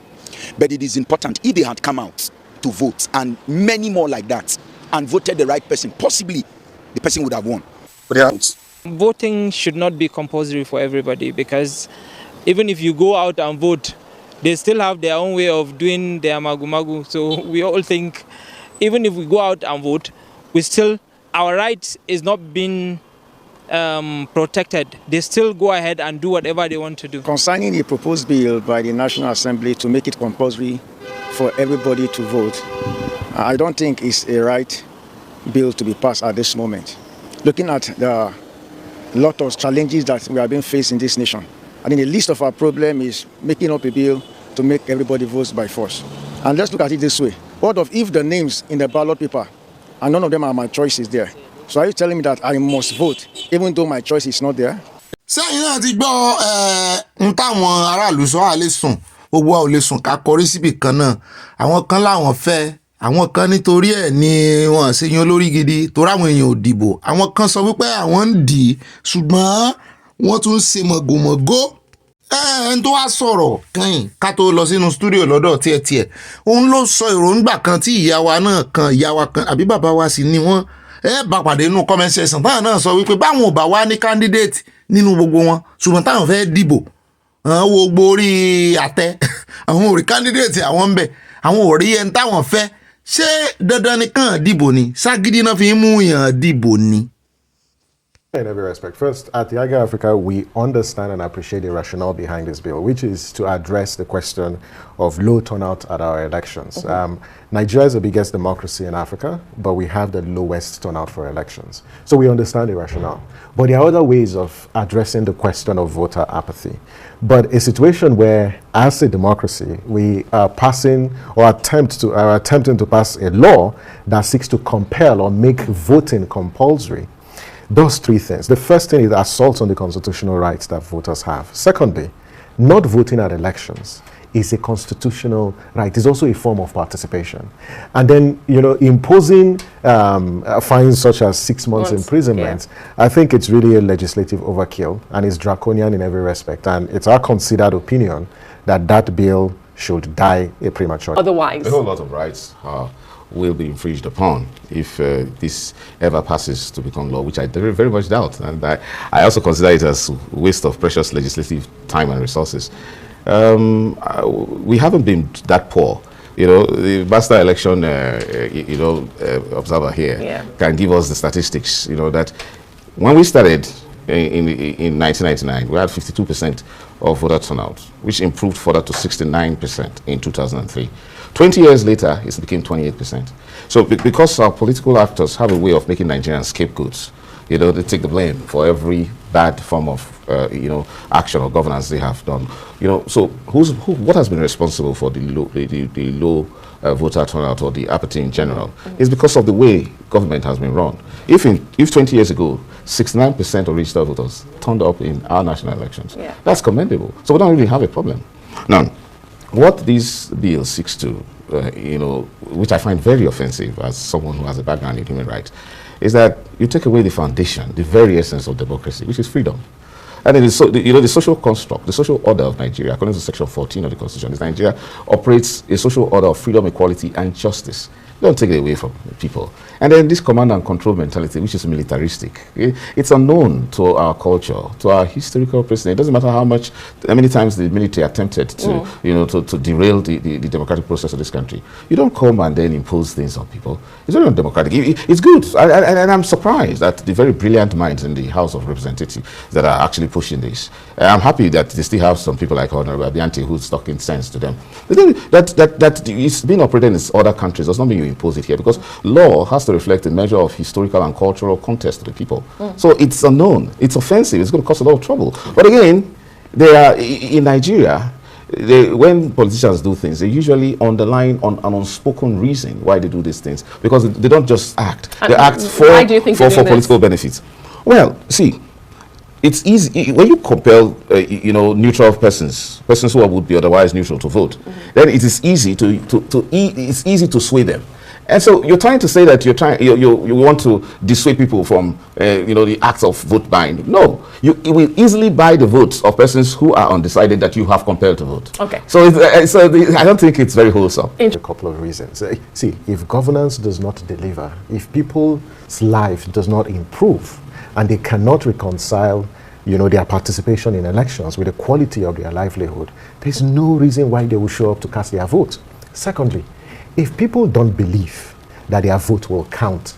at elections, it makes no sense for them to come out to cast their vote. The biggest challenge that we have ahead of the next election is how do we inspire confidence on the part of Nigerians that their votes will count. That when they go out to cast their vote, we will not see 3 different result sheets from one polling unit. We will not see cases where collation officers will mutilate results, on the day of elections. We will not see cases where the final arbiter, the institution that decides the final vote, is the judiciary. If those things are eliminated, you would see more people come to cast their vote. Ó dá ẹ má jẹ́ apájú ń bẹ́ẹ̀ gẹ́ ń ṣe atótónu gbogbo ń tán sọ ní Yorùbá summarize ǹjẹ́ bẹ́ẹ̀ ká ṣe àkójọpọ̀ rẹ̀ ń tán sọ náà ni wípé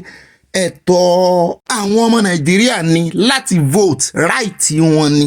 ẹ̀tọ́ wọn náà sì ni láti mọ́ vote right wọn ni ẹ wàá lè fi tipátì kúùkù fúrọ̀dán kẹlẹ́ fẹ́ já right wọn gbà lọ́wọ́ wọn ẹ ti sọ di military rule ẹ ti ń sọ di bí ìgbà tí kò sí democracy túmọ̀ democracy náà sì ni wípé government for the people by the people who are the people government for themselves the government of èmi lókàn wọ́n ní bẹ́ẹ̀ ṣe fi agídí gbà náà nù tẹ́ lẹ́yìn lókàn wípé lè fa agídí gbà lọ́wọ́ ọmọ Nàìjíríà èyí ni kẹ́ ẹ ṣẹ̀tọ́ fún wọn ní gbogbo ọ̀nà bí ìgbà téèyàn lọ sọ́jà ni inú ọjà sì rèé oníbàárà àti ẹni tó fẹ́ tajà náà máa ń pàdé èmi mú ẹ̀tọ́ tèmi wá n ò fún èèyàn kankan lẹ́tọ̀ọ́ mi n ò sọ pé mandate èèyàn kan mo ti fún èèyàn kan ní mandate irọ́ ẹ̀tọ́ mi ni mo wá fẹ́ fún ọ fún ọdún 4 kí n fi wo ohun tó ṣe torí mo gbàgbọ́ nínú rẹ̀ ṣùgbọ́n nígbà tí o bá wá débẹ̀ tí ìwọ náà tó fi ọdún 4 mi ṣòfò tó wá ń padà bọ̀ tó ní kí n tún fún ọ lọ́dún 4 mi tó wá fẹ́ fagídí gbà ó ní kò yàtọ̀ sí bí ìgbà tí wọ́n bá ń jí ìbò lọ́jọ́ tán vote ó nítorí àwọn èèyàn tán dìbò náà tán fi ẹ̀tọ́ wọn dìbò tẹ́ ẹ̀ fi tipátipá mú ṣùgbọ́n tẹ́ ẹ wá hijack ìbò wọn ó ní kò yàtọ̀ ó ní nǹkan kan náà ni ó ní nídìí ó tiẹ̀ tún sọ ó ní láti ìgbà tí a ti bẹ̀rẹ̀ democracy ó ní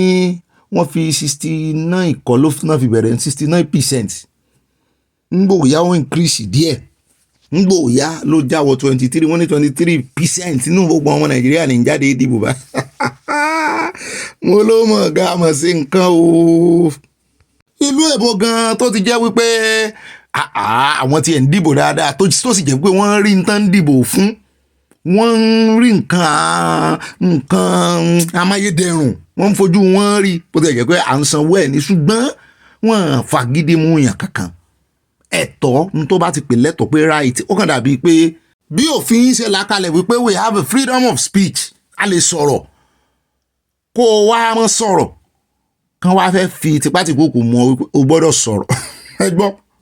so ṣeé ṣe àbí right of movement pé a lè rìn síbi tó wù á kó o wá ní ìrìn òwò ọ̀rìn káwọn á ní dandan ó gbọ́dọ̀ rìn nítorí pé àwọn fẹ́ benefit látara rẹ̀, nítorí wípé àwọn community ìta ń wò wọ́n, àwọn àgbáyé ń wò wọ́n wípé n tó mú àwọn èèyàn ara tí ì mú àwọn ọmọ onílùú dìbò ní tí gọ́ọ̀mẹ̀ntì ò bá dáa, àṣírí wọn fẹ́ tú ni wọn fẹ́ kó tú, àti wípé iye àwọn tó bá tún dìbò náà tún máa determine béèyàn bí ẹni tó bá win ṣe win, ó determine gan. Bẹ́ẹ̀ náà ni ó tún ní í ṣe pẹ̀lú bí èrò ṣe pọ̀ tó. Imagine kéèyàn 1001 bí kan kó wá jẹ́ pé èèyàn bíi 10 ló dìbò. Ó dàbí n tá a fi hàn yín lánàá lecturer àbí jẹta lecturer tí ó ń kọ́ àwọn èèyàn ní tó yẹ kó kọ́ àwọn èrò àwọn ọmọ school, ṣùgbọ́n nígbà tó dé class kò sí èèyàn kankan, kò sí student, ó wá ń kọ́ afẹ́fẹ́. Àwọn èèyàn wá ń pàkíyèsí ara wọn sí wípé lecturer yẹn náà máa ní lọ́wọ́ pé bó ti ẹ̀ ṣe èèyàn méjì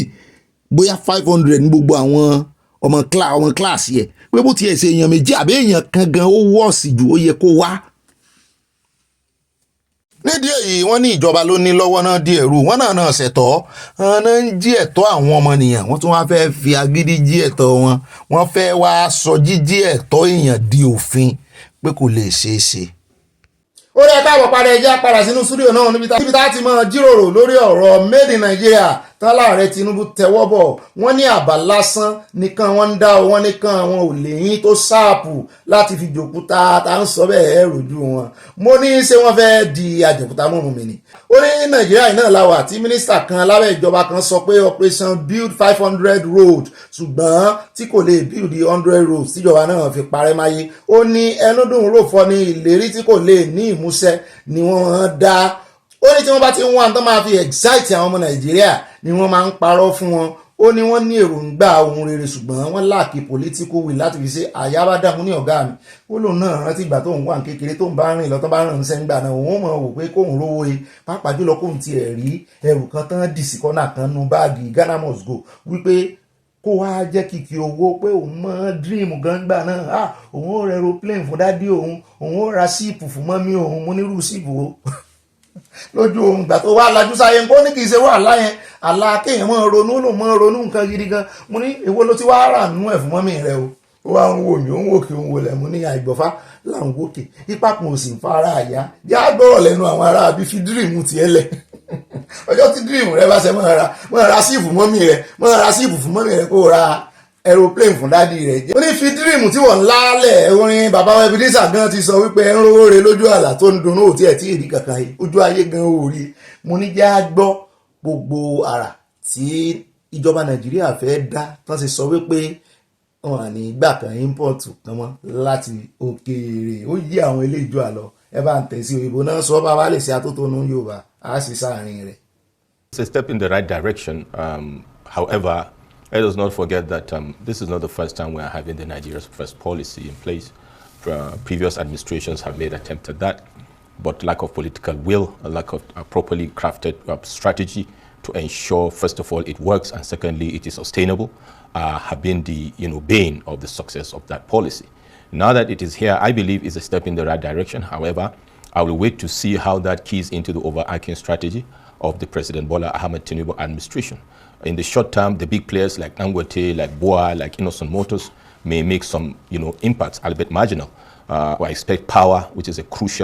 critical success factor, should be a matter to be addressed as soon as possible to ensure this happens. And then, of course, the agri-value chain and other supporting productive sectors. I hope that will go pari passu, the milestoning of this very laudable project, policy. Otherwise, it will be a flash in the pan, just like the previous times. Thank you, Charles. Yes, indeed. Copying that, just like we copied democracy from America, copying that also from America will be right. But the difference here is I think it's more of adopting a sloganarian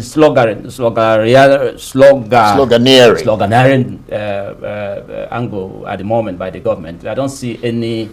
deliberate attempt to indeed put Nigerians first, not just Nigeria first, because Nigerians first would also include that security should matter. People's life should matter to government. So it's not just about that slogan of Nigeria first. Nigerians first. Value for human life. Before you make certain or enact certain policies, consider the interest of the Nigerian people, and then also lead by example. Well, I would imagine that the expected, reason that they're putting that policies there is because they're considering the people of Nigeria. That's why they're saying Nigeria first. I hope so, because the body language should also reflect that much, of what they are saying they want to do. Because if you're saying Nigeria first, then the government, the leader of the country, should show example. What, for instance, in his fleet of cars, is there any made in Nigerian car there?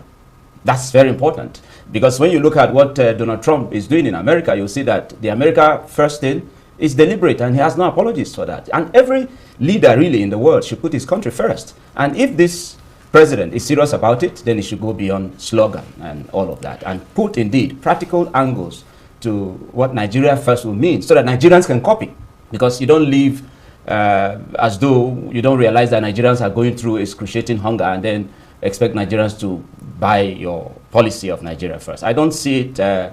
being practically implemented by the government, sincerely. But I hope that they put the right action in place and, probably prove us wrong. I want to see it happen, but at the moment, there's no sign whatsoever from the government of the day and the reigning APC government, as far as I'm concerned so far, that will make that Nigeria first thing to fly. It's not available because... I want to use this opportunity to commend their president, His Excellency, President Bola Ahmed Tinubu, GCFR, for this laudable initiative and policy, which I am confident will be implemented for the good of Nigeria. The concept of Nigeria first, of course, it's agreed that it is not new. It could have been given different name. There are times when previous government or administration talk of local content. And you know that in the late 90s and in the early 2000s, we have programs like Housing for All by the year 2000. When 2000 came, truly, there were more housing deficit than it was. Of course, Nigeria can be very concerned, truly, because of their experiences of the past administration. There were times in this country when we had a minister that also proclaimed, or a government that also proclaimed Operation 500 roads. I do not think that particular minister or administration built 100 roads. But that does not take out from the need to have confidence in this president. This, our current president, is the one that believes in what he says, is not frivolous with his word, and to demonstrate that Nigeria first policy that he has proclaimed will materialize. It was not just a mere statement, it was a recommendation from a Bureau for Public Procurement. That is one strategy that shows clearly that he meant to actually achieve this goal for the good of Nigeria and our country. The BPE has been mandated to revise their processes and come up with a blueprint that will now be implemented across all the sectors and the ministry and department. This also shows that there's a right thinking. It is not just a mere political statement like it used to be under previous administrations. I want to assure Nigeria many benefits of this particular policy. It will increase our productivity, which all of us have been talking about. Local productivity will increase. Manufacturing will be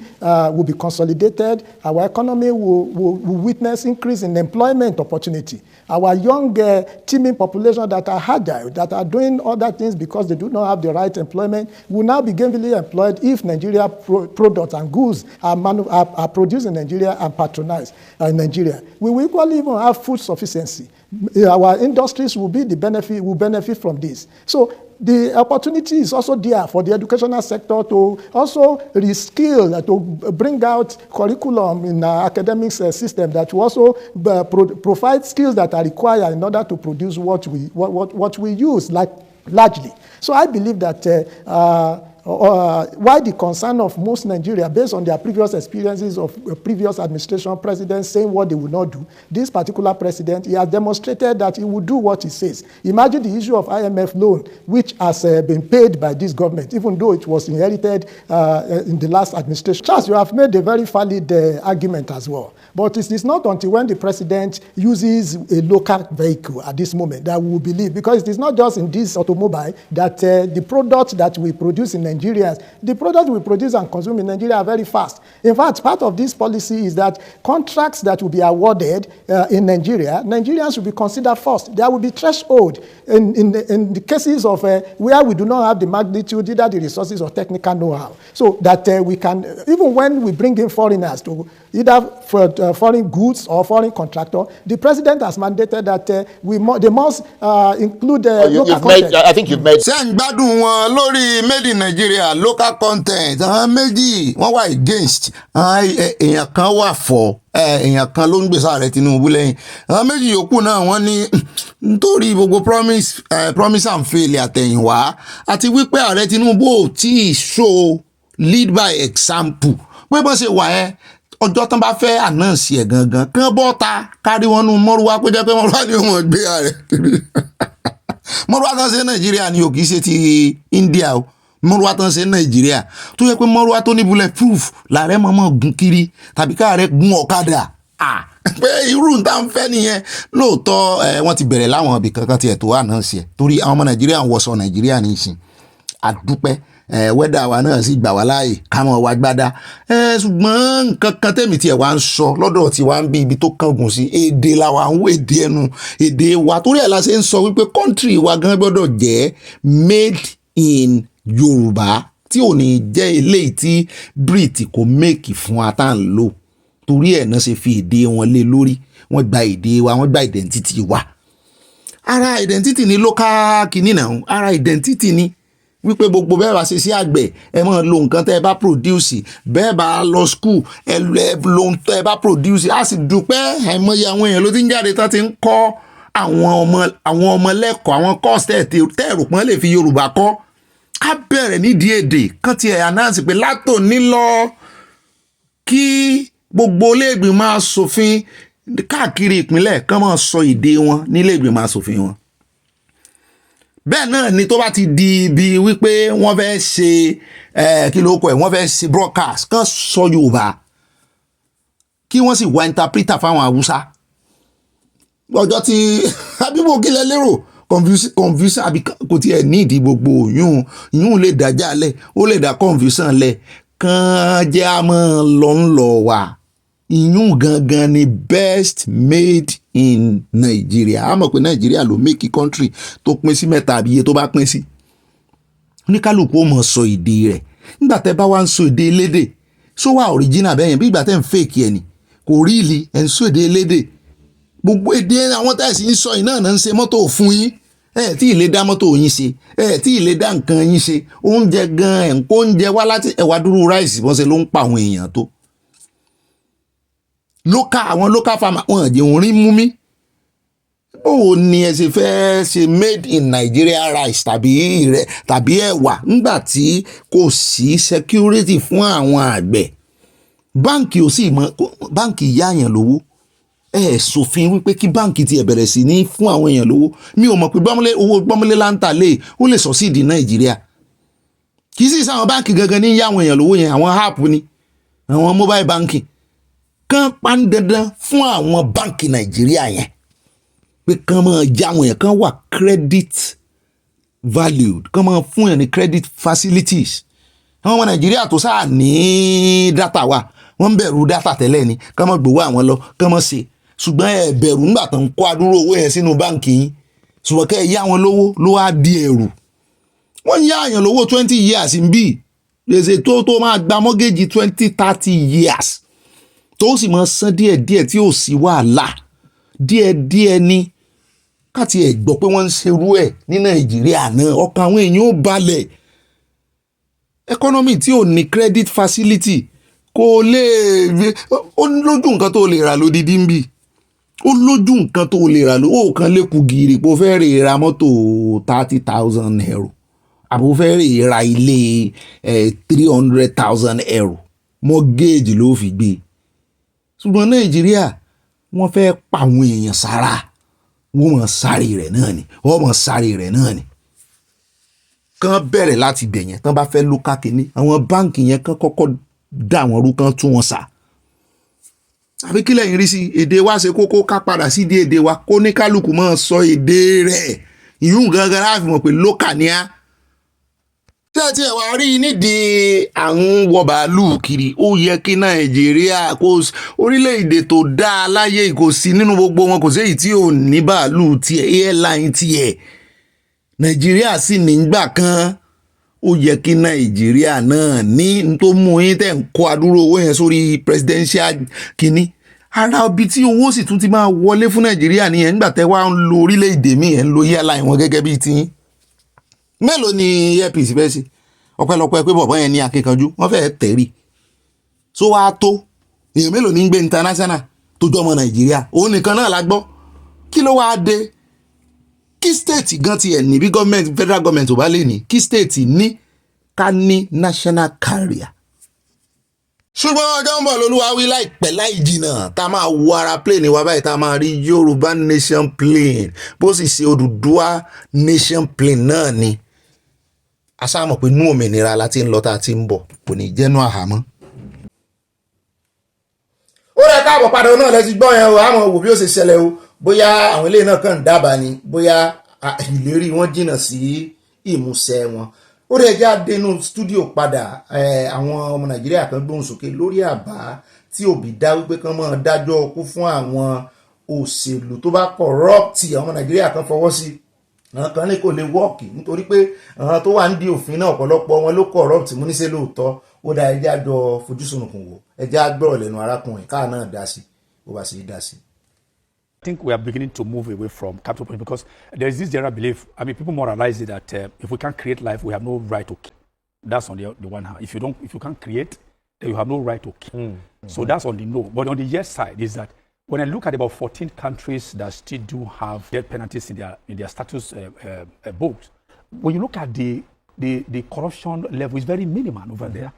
And I have a list of them. You have China, you have Japan, you have Iran, Indonesia, Saudi Arabia, now Korea. You have Argentina, Botswana in Africa. That's the only one in Africa. Then you have Brazil, Canada, Chile, Dominican Republic, Ecuador, and then the USA. Now, when you look at all these countries I've mentioned here,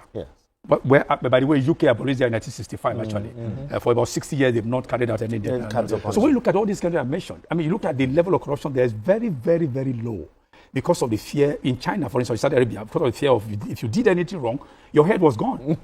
Your head was gone. So can there be maybe a middle of the road? We will borrow from this and borrow from this. No, I think you said that it depends on the amount you Yes, it says so. Yes, you so exactly. Depends yes, on exactly. the kind of... Can there be a hybrid or something? Maybe not dirty, but a punitive measure that are heavy, not that to serve as a deterrent. Maybe that, because, as I said, the world is moving away from capital punishment. But again, if you move away from it, has it helped you in the fight against corruption? When you don't have the power to produce life, you cannot take life. That is it. Okay. There are things and ways at which you can help reduce corruption. If we strengthen our judiciary, because so many people do not believe that, he's also one of them who don't believe that our judiciary can, have that strength to deliver. But if we strengthen our judiciary, if we strengthen our judiciary, in every democratic setting, you have the lawmakers. If the lawmakers, are there and they are giving us laws, stringent laws, he has said something about 10 years or life imprisonment. I think I prefer that than, mo ìgbà kan fẹ́ strengthen judiciary àbí ìṣẹ́jú wa kọ́ ni àṣírí ṣe tú lọ́jọ́ sí nígbà tí Bobrisky ìyẹn Bobrisky nìkan tí ò dúró lẹ́wọ̀n àìmọye wọn tó yẹ pé wọ́n á tún yí orúkọ wọn kúrò tán ní tí ò ní sọ pé wọ́n sáàbù ẹ̀wọ̀n ẹ wá ní judiciary àbí kán máa mú wọn kúrò lójú ọ̀nà tí Nàìjíríà tí ẹ ti pọ̀ jù èmi ò tí ì rí irú corruption yìí rí ẹ wo yí àwọn èèyàn tó ń kú látàrí corruption kò sẹ́ni tó dá ẹ̀mí lóòótọ́ adìẹ tẹ̀ ń jẹ kì í ṣe ẹ̀mí kan ni àwọn màálù tẹ̀ ń jẹ ẹran tẹ̀ ń jẹ kì í ṣe ẹ̀mí kan lẹ̀ ń gbà àbẹ́mi tí wọ́n yàtọ̀ torí pọ́n jẹ́ ẹranko ẹ ṣe ń pa wọ́n ẹ wá ń pòwe kò sẹ́ni tó dá ẹ̀mí kò sẹ́ni tó bẹ́ẹ̀yàn bá pààyàn náà nǹkan bẹ́ẹ̀yàn bá pààyàn náà kí wọ́n pa jóòkì làwọn ará bíi wá ṣe ń studio wọ́n wá ṣe kọ́mẹ́dì ní èmi ò mọ nǹkan jókòó wá ṣe ń bì nítorí àwọn tó ń corrupt tó ń jẹ owó ní Nàìjíríà ẹ mọyì àwọn ọmọ Nàìjíríà tó pokùnso ní last year níbẹ̀rẹ̀ ìṣèjọba ààrẹ Tinubu tí fídíò mú wọn àwọn tó bẹ́ sódò lódò lórí Tọ́mìnland àwọn èèyàn kú gan látàrí corruption táwọn kan ń kówó jẹ owó tó yẹ kó tọ́ sí gbogbo aráàlú àwọn ń pààyàn torí mo máa ń wò wọ́n ó kàn dàbí ọ̀rọ̀ àwọn yahoo ni tán máa sọ wípé àwọn ò pààyàn owó làwọn ń gbà lọ́wọ́ àwọn èèyàn wọ́n sì ní mọ̀ pé ọ̀pọ̀lọpọ̀ àwọn òyìnbó táwọn ń gbà wọ́n ti kú dànù ẹ̀wòrú ọmọ kan tí wọ́n sọ wípé wọ́n máa fi ìhòòhò rẹ̀ hàn tí ò bá mú iye báyìí wá tó sì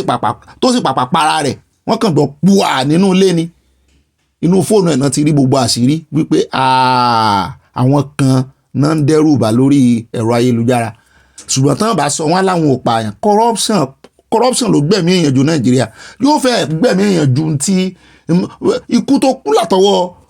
ikú táwọn èèyàn kú látàrí corrupt leader Nàìjíríà yóò fẹ́ pọ̀ ju iye àwọn èèyàn tó kú tí Boko Haram pa lọ yes yóò fẹ́ pọ̀ kán bẹ̀rẹ̀ sí ní kà á iye àwọn èèyàn tó kú látàrí pé àwọn leaders corrupt Nàìjíríà ṣé ìyún kì í ṣe pé wọ́n ń gbẹ̀mí àwọn èèyàn ànìkan máa gbẹ̀mí wọn kán ṣe ìdájọ́ kú fún wọn láwọn tó bá jẹ́ corrupt eléyìí ló máa mú oníkálukú sit tight wípé wọn gbọ́dọ̀ bá òun bẹ̀ o wọn gbọ́dọ̀ bá òun bẹ̀ o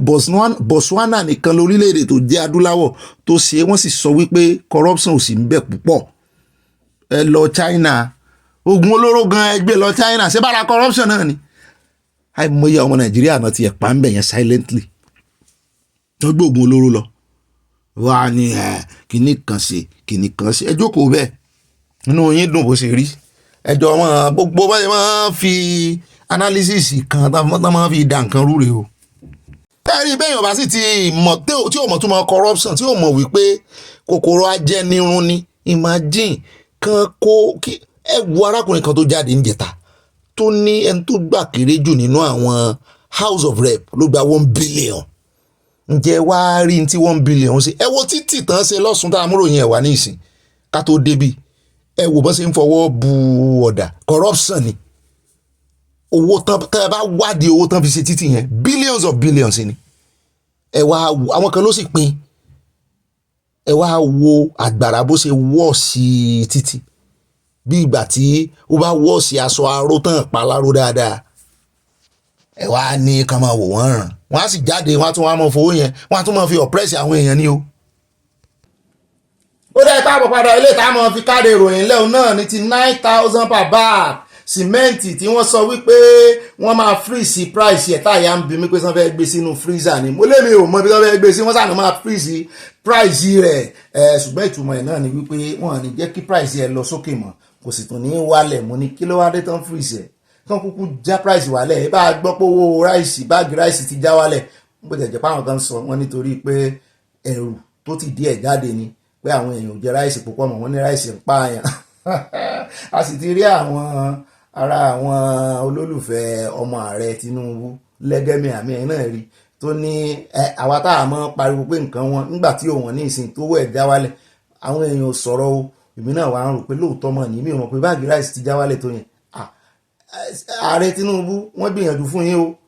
láti 100 and something wọ́n ló ti 50 something ẹ gbọ́ ṣé bẹ́ẹ̀ ló ṣe rí ẹ̀yin ìyá lọ́jà ó dìgbà tí n bá gbọ́ látẹnu yín ẹ jẹ́ á gbọ́rọ̀ lẹ́nu ìkan nínú àwọn tí wọ́n jẹ́ stakeholder nínú ọ̀rọ̀ káṣí sìmẹ́ǹtì Nàìjíríà bua group kì í ṣe Dangote nìkan ní í ṣe àwọn náà wọ́n ń gbéná gojú Dangote gidi ni wọ́n ń bá fẹsẹ̀ wọn sẹ̀ lórí ọ̀rọ̀ sìmẹ́ǹtì ẹ jẹ́ á gbọ́ nǹkan sọ lẹ́yìn tán bá ààrẹ Tinubu ṣe mítìnì pé àwọn fẹ́ freeze price cement ẹ̀ ń bá ń kọ́lé lọ́tẹ̀ olówó ni. Is that we have decided, Alhaji Aliko Dangote of Dangote Cement approached me and I concurred with him that we should do everything to support, Mr. President's renewed hope agenda. And we have decided that we are going to freeze the price of cement to anybody that is involved or for any contractor that is involved with the renewed hope project or projects. So what it means is that any company or anybody that is involved or that is